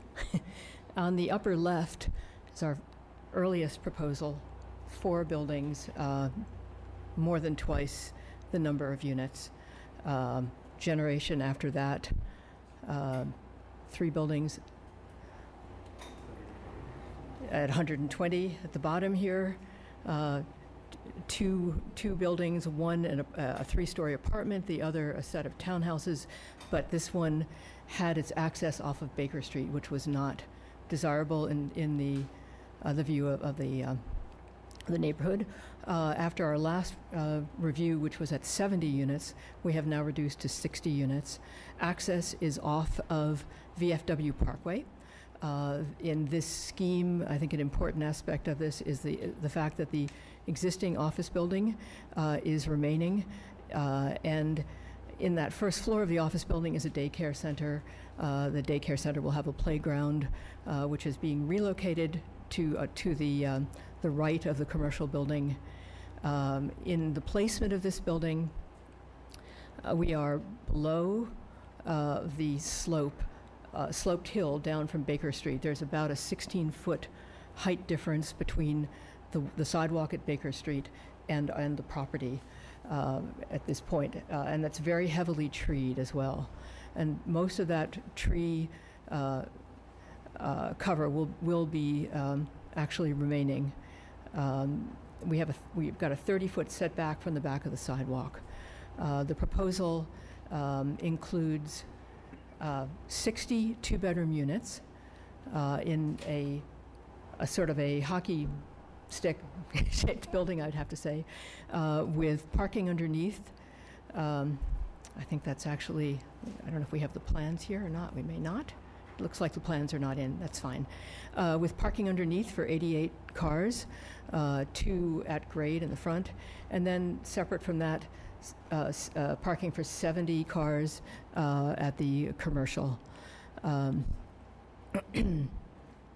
There is a sizable green area and center meeting space between the commercial and our building here, which we will be able to, I think, heavily landscape. In terms of elevations, we are looking at this point at a combination and intend to have this be a combination of cementitious panel and cementitious plank, where there's as you can see, a modulation of dark and light elements in that. I think beyond that, we have back at the plan, at this point, a couple of lobby areas, as you can see, 2 points. There are 2 different elevators. There's common meeting space on all 3 of the floors of different sorts, and common shared roof decks as well, which are not above the roof of the building, but at the links. I think that if there are any questions, we're happy to answer that. This, I hope, helps to express the fact that the tree cover is remaining along Baker Street, and that you can see how we are down actually from the level of the sidewalk beyond. Let's see. The FAR is essentially 1.19. FAR in this district is actually 2. I think that those are the most salient points. Thank you. Okay, thank you.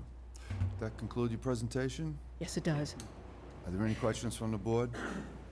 I have a question. What was it again, the original project? How many units were in the original project and how many we end up with? 150, yeah. 156, Yeah. 156. That's a really big reduction. Mhm. And I think there's a lot of really great green space around.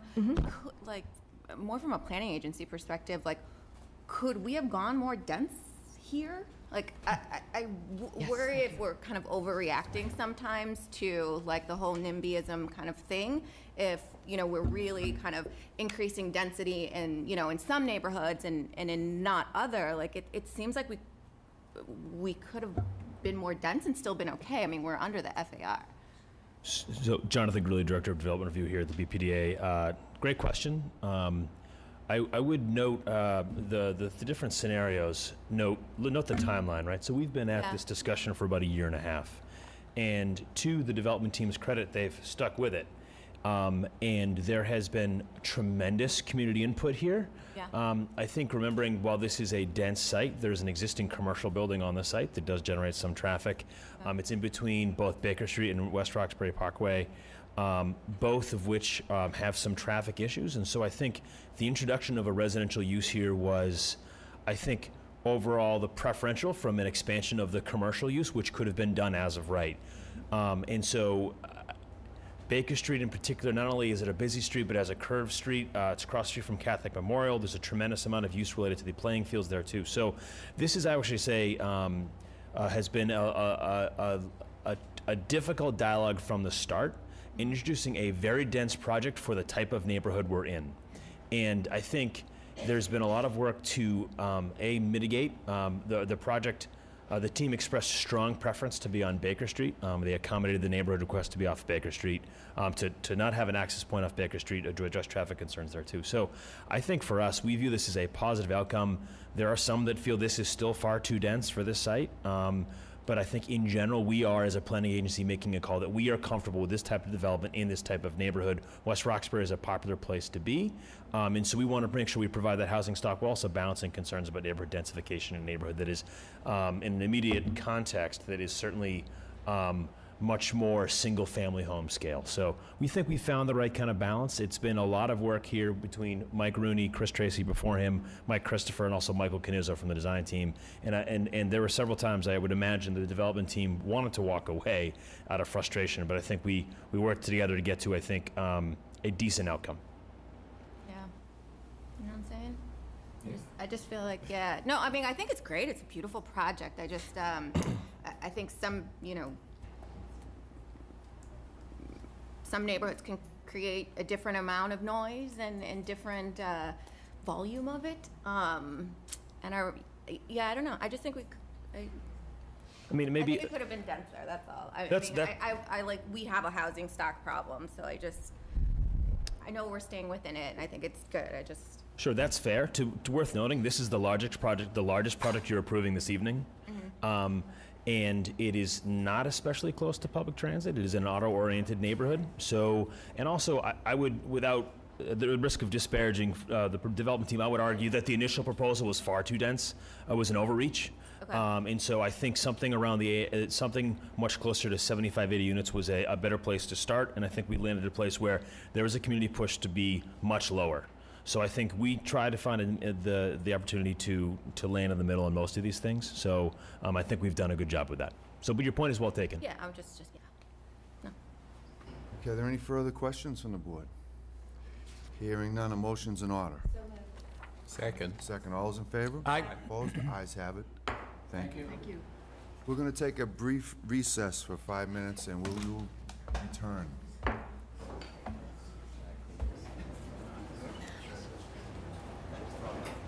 That's a good point.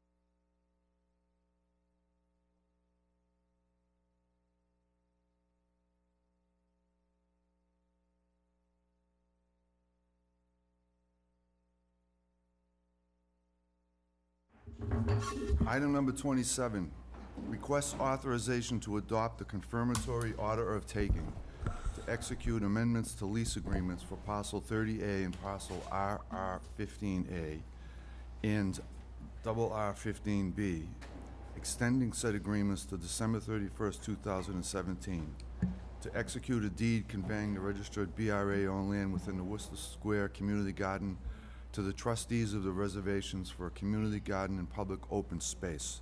Allison. Good afternoon, Chairman Burke, Director Golden, Madam Secretary, and members of the board.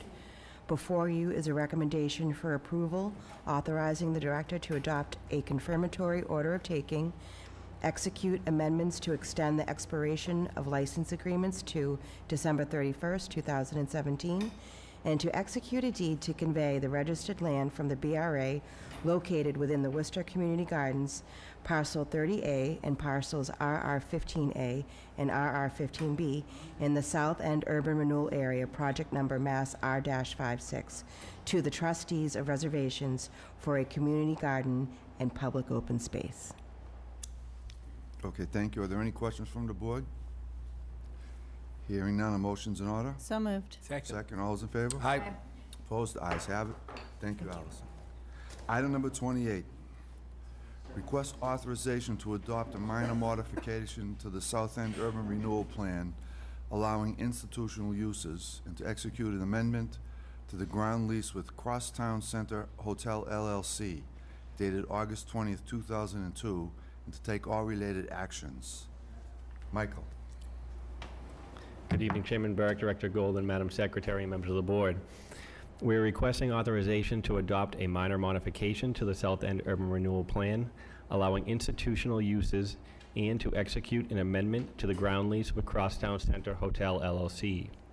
This would allow Boston Medical Center to sublease a portion of the project located at 7 to 11 Melnina Cass at the corner of Massachusetts Avenue to operate a family medical clinic on the ground floor. The lease area is approximately 7,350 square feet and will include 20 patient exam rooms and required staff and patient support spaces. The clinic will serve outpatients only, and its primary hours of operation will be Monday through Friday, 8 a.m. to 6 p.m. In accordance with the policies adopted by the BRA on December 21st, 2004, with respect to proposed urban renewal actions of the BRA provided the Boston City Council with a 30-day notice of the proposed minor modification, as well as notice to the Commonwealth Department of Housing and Community Development on August 11th, 2017. Thank you, and I'd be happy to answer any questions. Okay, thank you, Michael. Are there any questions from the board? Hearing none, a motion's in order? So moved. Second, all those in favor? Aye. Opposed? The ayes have it. Thank you. Thank you, Michael. Item number 29, request authorization to adopt an order of taking pursuant to the provisions of Massachusetts General Laws, Chapter 79, for the acquisition by eminent domain of certain air rights owned by the City of Boston, and to convey said air rights to 1065 Tremont Street LLC, and to petition the Public Improvement Commissions for the discontinuance of certain air rights, and to take all related actions. John. Thank you, Chairman Burke. Mr. Chairman, this project was before the agency in April for its approval. It's 28 units. What we're here for tonight is to, the proponent is paying for air rights for the bay windows that you can see on the side street here across from St. Cyprian's Church. It's 3 sets of bay windows at 4 stories, second story through 5. It's a total of 12 sets of bay windows, and the acquisition price is $18,768. We'd be happy to take any questions that you might have. Okay, thank you, John. Are there any questions from the board? Can you just go through how we arrived at the acquisition price? So, Let us know our process. Renee? Again, just refresher. one of our asset managers arrived at that figure. Thank you. So whenever we have any types of takings, whether they be for parcels or air rights, we either commission an appraisal or we will have a valuation analysis done, usually by Dennis Davis, and what he does is he takes the appraisal information that he has received from similar sites and projects in and around the area for this time, and he'll compile the information and he puts it together in a report for us, and then we can use those values, and they're based off of the market, which is what he did here. Yeah, I would just go through the process. And we have the background information for that as well. Perfect. Are there any further questions on the board? Hearing none, a motion's in order. So moved. Second, all those in favor? Aye. Opposed? The ayes have it. Thank you, John. Thank you. Thank you. Item number 30. Request authorization to adopt a minor modification to the South Cove Urban Renewal Plan to create parcel P12C, consisting of the remaining portion of parcel P12, and to allow the housing use and set the proper land use and building requirements for parcel P-12C and to take all related actions. Rhea. Oh, thank you, Mr. Chairman, Director Golden, Madam Secretary, and members of the board. I'm here to ask that the board consider a minor modification for the remaining portion of parcel P12 that's located at 290 Tremont Street in the South Cove Urban Renewal Area in the Chinatown Midtown Cultural District. You can see here, let's get this pointer. I don't know if the pointer is quite working, but anyway, you can see the parking lot kind of in the middle of the slide. Over to the left is the Tufts Garage, and to the right you see the Chinatown YMCA and the Doubletree Hotel. Slide 2 here shows the existing use, which is a parking lot that's operated on behalf of the BPDA by a contracted operator. And this is a map showing the various elements surrounding our parcel. In July, you approved the advertising of an RFP for this parcel. That draft RFP incorporates extensive input from a broad community process and will contain development guidelines that seek a dense, mixed-use infill development on an underutilized public parcel. Priorities will include affordable housing and a vibrant streetscape environment. This development will create a significant number of income-restricted units in an area that has experienced market rate development pressures. The RFP will also call for income-restricted rental and home ownership units, market rate rental and home ownership units, commercial space, and possible community space. In order to be consistent with the development guidelines we've crafted with the community's input, a minor modification is necessary in order to include housing and local retail business as permitted land use is allowed by the plan. Accordingly, this requested minor modification creates parcel P12C, as you can see, darkened right there. That's the approximate shape of it, and that will be on the plan's map for the site. It adds an additional permissible land uses and increases the maximum allowed building height and FAR to reflect the development that the community and the BPDA seek. Currently, the by right building height is 250 feet. This minor mod increases the maximum height to 360 feet, which is of course subject to FAA Massport approval, and increases the FAR accordingly. These modifications are consistent with the objectives of the community process and the plan in its current form. They are necessary, however, to effectuate the development of the site. I'd be happy to answer any questions. Okay, thank you. Are there any questions from the board? Hearing none, a motion's in order. So moved. Second. Second. All Thank those you. in favor? Aye. Opposed? Ayes have it. Thank you. Item number 31. Request authorization to amend the demonstration project and demonstration project plan adopted July 10, 2003, in the cooperation agreement dated March 3, 2004, with the Gillette Company, to accept a grant of easement from the Gillette Company for the South Bay Harbor Trail right-of-way, and to enter into all necessary documents for the South Bay Harbor Trail, including a license agreement with the Boston Transportation Department, and to make all improvements to the right-of-way. Eric. Thank you, Mr. Chairman, members of the board, Director Golden, and Secretary Polimas. As you mentioned, in 2003, the BRA established a demonstration project and adopted a corresponding demonstration project plan for Gillette South Boston Manufacturing Center. The following year, the BRA entered a cooperation agreement with Gillette in order to take a series of permanent, non-exclusive public access surface easements to create a section of interim harbor walk along the easterly shore of the Fort Point Channel. Today, BPDA staff is requesting authorization for the director to amend that demonstration project, the corresponding plan, and the cooperation agreement in order to accept a grant of 122 square foot permanent, non-exclusive public access surface easement for the South Bay Harbor Trail right-of-way. Recently, the Boston Transportation Department secured $3.3 million for the first phase of the trail, which will connect Albany Street and the southern end of the United States Postal Service property on the Fort Point Channel. And ultimately, it will connect Ruggles Station and Fan Pier. The right-of-way for this phase of the trail was widened in order to incorporate community feedback on the initial plans, which resulted in the required 122 square foot easement from Gillette, which I forgot to move the slides, excuse me. There's the plan. Tim wants to make sure you guys know exactly. Right. We were getting So the 122 square foot easement is shown on the map there, listed as parcel SW1.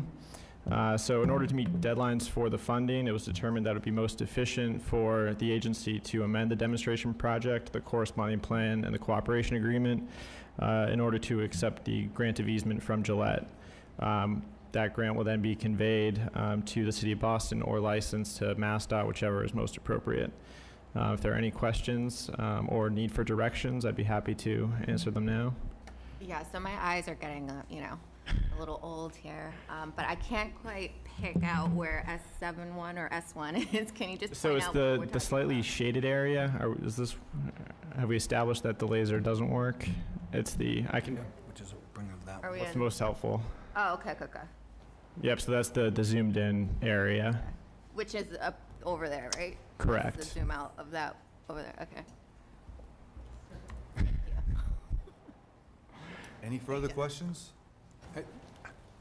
Could you go back to the original slide and just explain how the tunnel vent stacks that we see in that photo relate to a trail? Those stacks there? Yeah. That's just a stock photo that we have. Oh. They're nearby.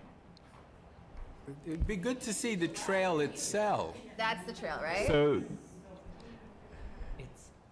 I think those vent stacks were designed by Stull and Lee, and at the time they went up many years ago, they were thought of as very innovative, but I don't understand how they relate to open space and how the public, would take advantage of a trail. So, I know, but still. Yeah, I think, I think just the photos with that. Sure. It's hard to visualize it, but I walk by there all the time. It's all right. All right. Okay. So are there any further questions from the board? Hearing none, a motion's in order. So moved. Second. Second, all's in favor? Aye. Opposed? Ayes have it. Thank you. Item number 32. Request authorization to disperse $700,000 from the Harvard University funds to the Boston Fund for Parks and the implementation of the Smithfield Master Plan Phase 1 improvements and to take all related actions. Gerald.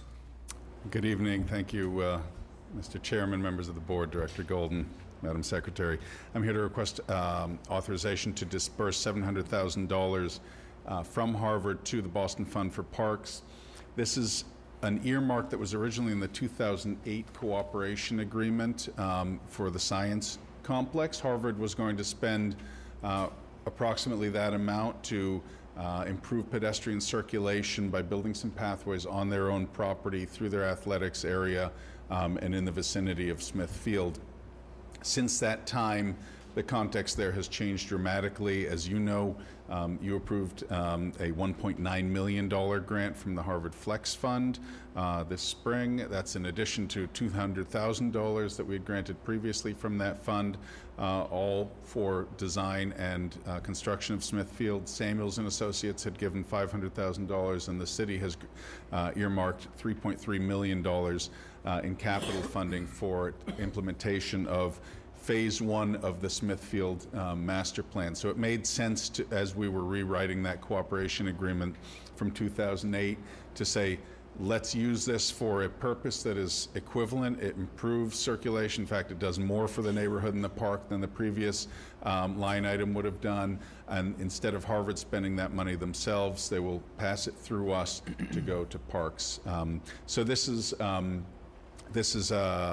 a really great development. This is a park that, as you know, is hugely significant for the neighborhood and the city, and we're able to proceed. There's going to be a groundbreaking on October 2nd on that Phase 1 implementation.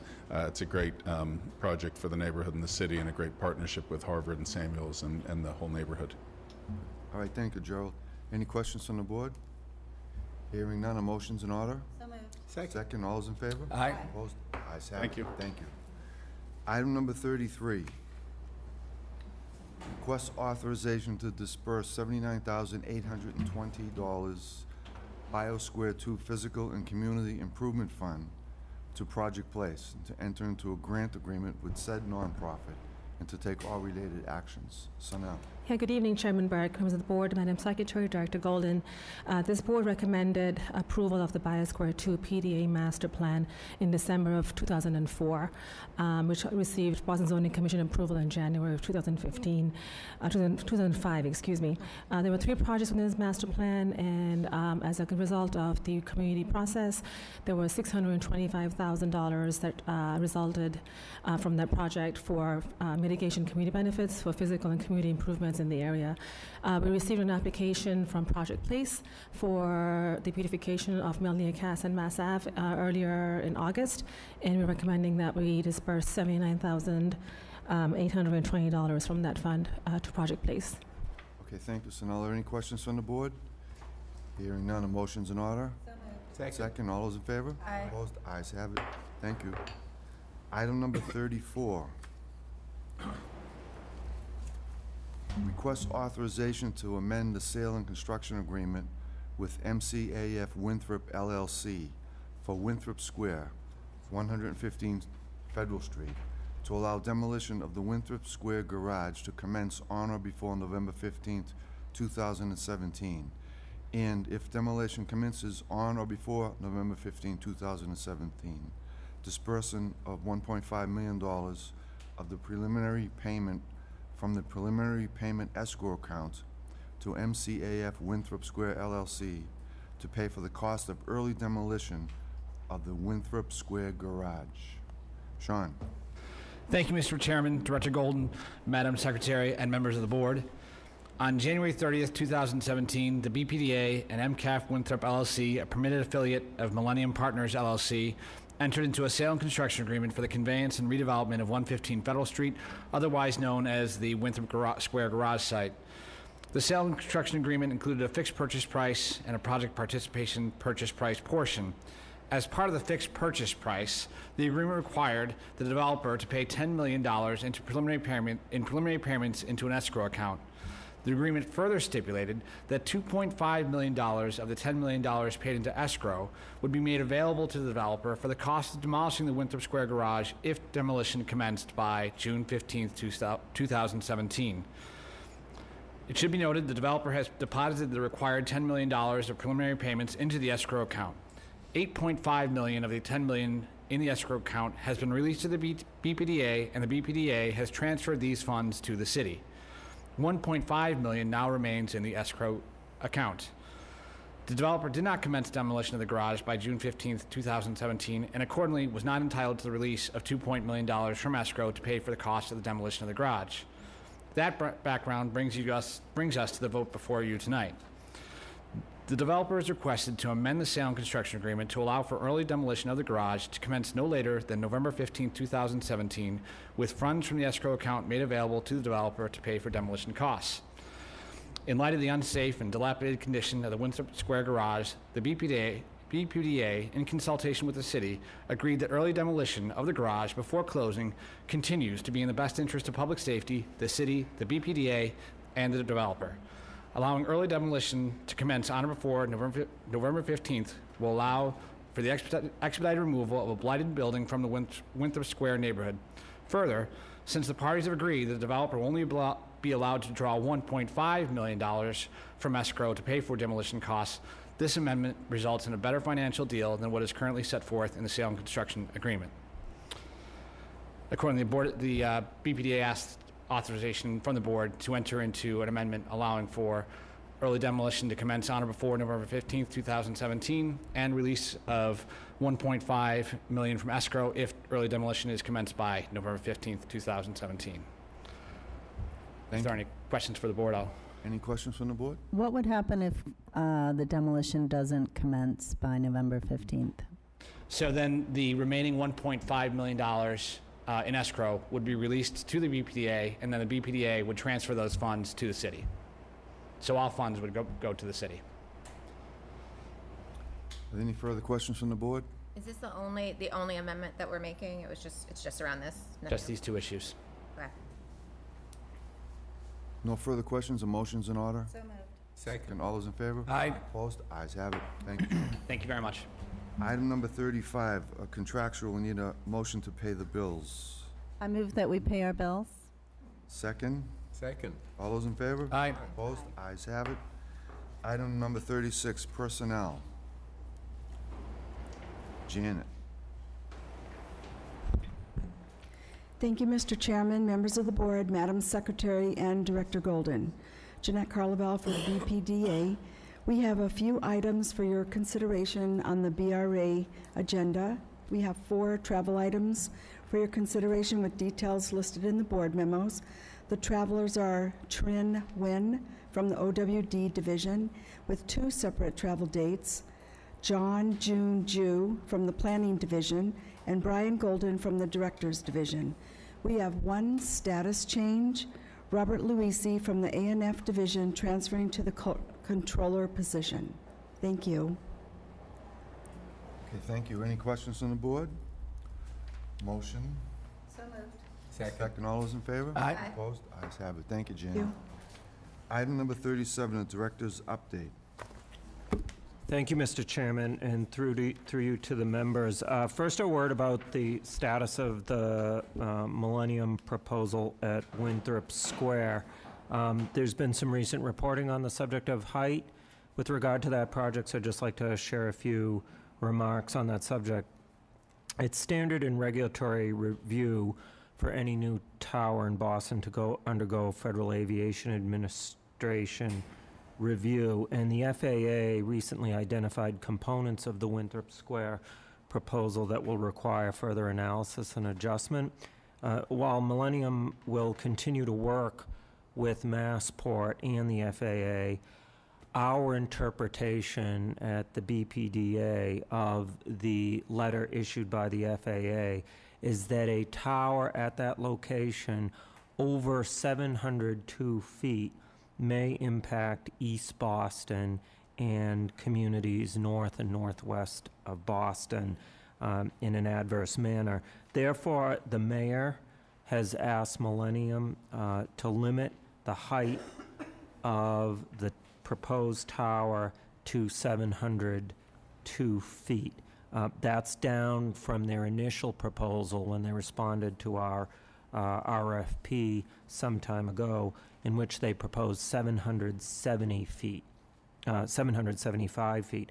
Now, so the reason we have asked and Millennium has agreed to modify the proposal, bring it down to 702 feet, is to ensure that safety is never compromised, that there is no air traffic hazard, and that there are no changes to flight patterns in the future that could adversely impact any of our own neighborhoods here in the city or our neighbors to the north and northwest.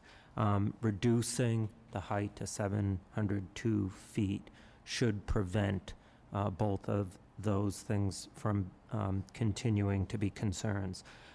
Most importantly, putting on the business hat, the reduction in the height of the tower from 775 feet to 702 feet does not affect the purchase price. The agreement between the BPDA, the city, and the developer continues to require a $152 million purchase price. So that's the good news with regard to the economics of this project and the effects it will have, those economic benefits will have on the people of Boston.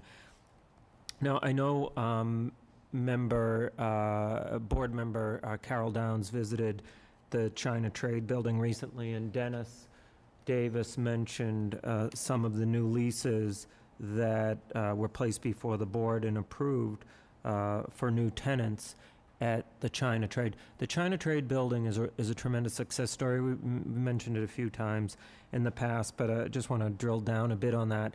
That building we acquired in 1993 and have owned for 24 years. And sometimes it performs well, sometimes it doesn't perform so well. Has a history of structural issues, needed a lot of work. So we're taking advantage of the good times we're in right now as an agency, that we actually had some cash to invest in our capital needs. We've invested significant resources in that building, and the building's beginning to perform and should perform very well long into the future. Dennis identified not only is it performing well, and it's a going concern with regard to the revenue it throws off, it also is mission-oriented. It's a mission-oriented building. We've got significant public sector entities in there are moving in. The State Department of Children and Families is moving in. We have Health Resources in Action, a nonprofit health advocacy group moving in. And has been mentioned in the past, already on board is the Urban College and the International Institute. The Urban College provides higher ed opportunities for primarily low-income folks from the city of Boston who might, from a demographic standpoint, have greater difficulty accessing higher ed opportunities. This really addresses the needs of an important and underserved population, as does the International Institute, which provides education opportunities fundamentally to new arrivals, brand new immigrants. And so that story has got a really, that building has a really nice story to tell, and we're proud of the fact that we're able to provide homes well into the future for some of these valuable organizations and entities that are now occupying it. And again, a lot of the public doesn't realize we do not, here at the BPDA, derive any of our revenue, very little of it. Sometimes some capital needs are addressed by the city of Boston, but the vast majority of the resources we need to run our operation here as the city's primary planning agency and real estate permitting agency are funded by our properties and other real estate development, real estate transactions that we enter into. So that building helps pay for the mission of the BPDA that we would argue is really important to the people of Boston. The accolades continue to make their way toward Heather Campesano. Last month, I mentioned that Heather was identified as a Shattuck Award winner. The Shattuck goes every year to multiple public sector employees for absolutely stellar performance and contributions to life in the city of Boston and to its people. So after 17 years toiling away here at the BPDA, the Shattuck selection panel chose Heather. We'll be celebrating that Tuesday night. I think some of you are joining us. Tuesday night, the Boston Municipal Research Bureau will be hosting the Shattuck Awards dinner, and we'll be celebrating Heather's accomplishments that night. But a couple weeks ago, the Boston Business Journal, selecting from a pool of more than 350 nominations, selected Heather as one of the 40 under 40 honorees in their annual list. So Heather has been selected from hundreds of people nominated from the for-profit, nonprofit, and government sectors as a real leader, and a ceremony will be held to celebrate that selection in the middle of October. We look forward to that celebration as well. So congratulations to Heather once again.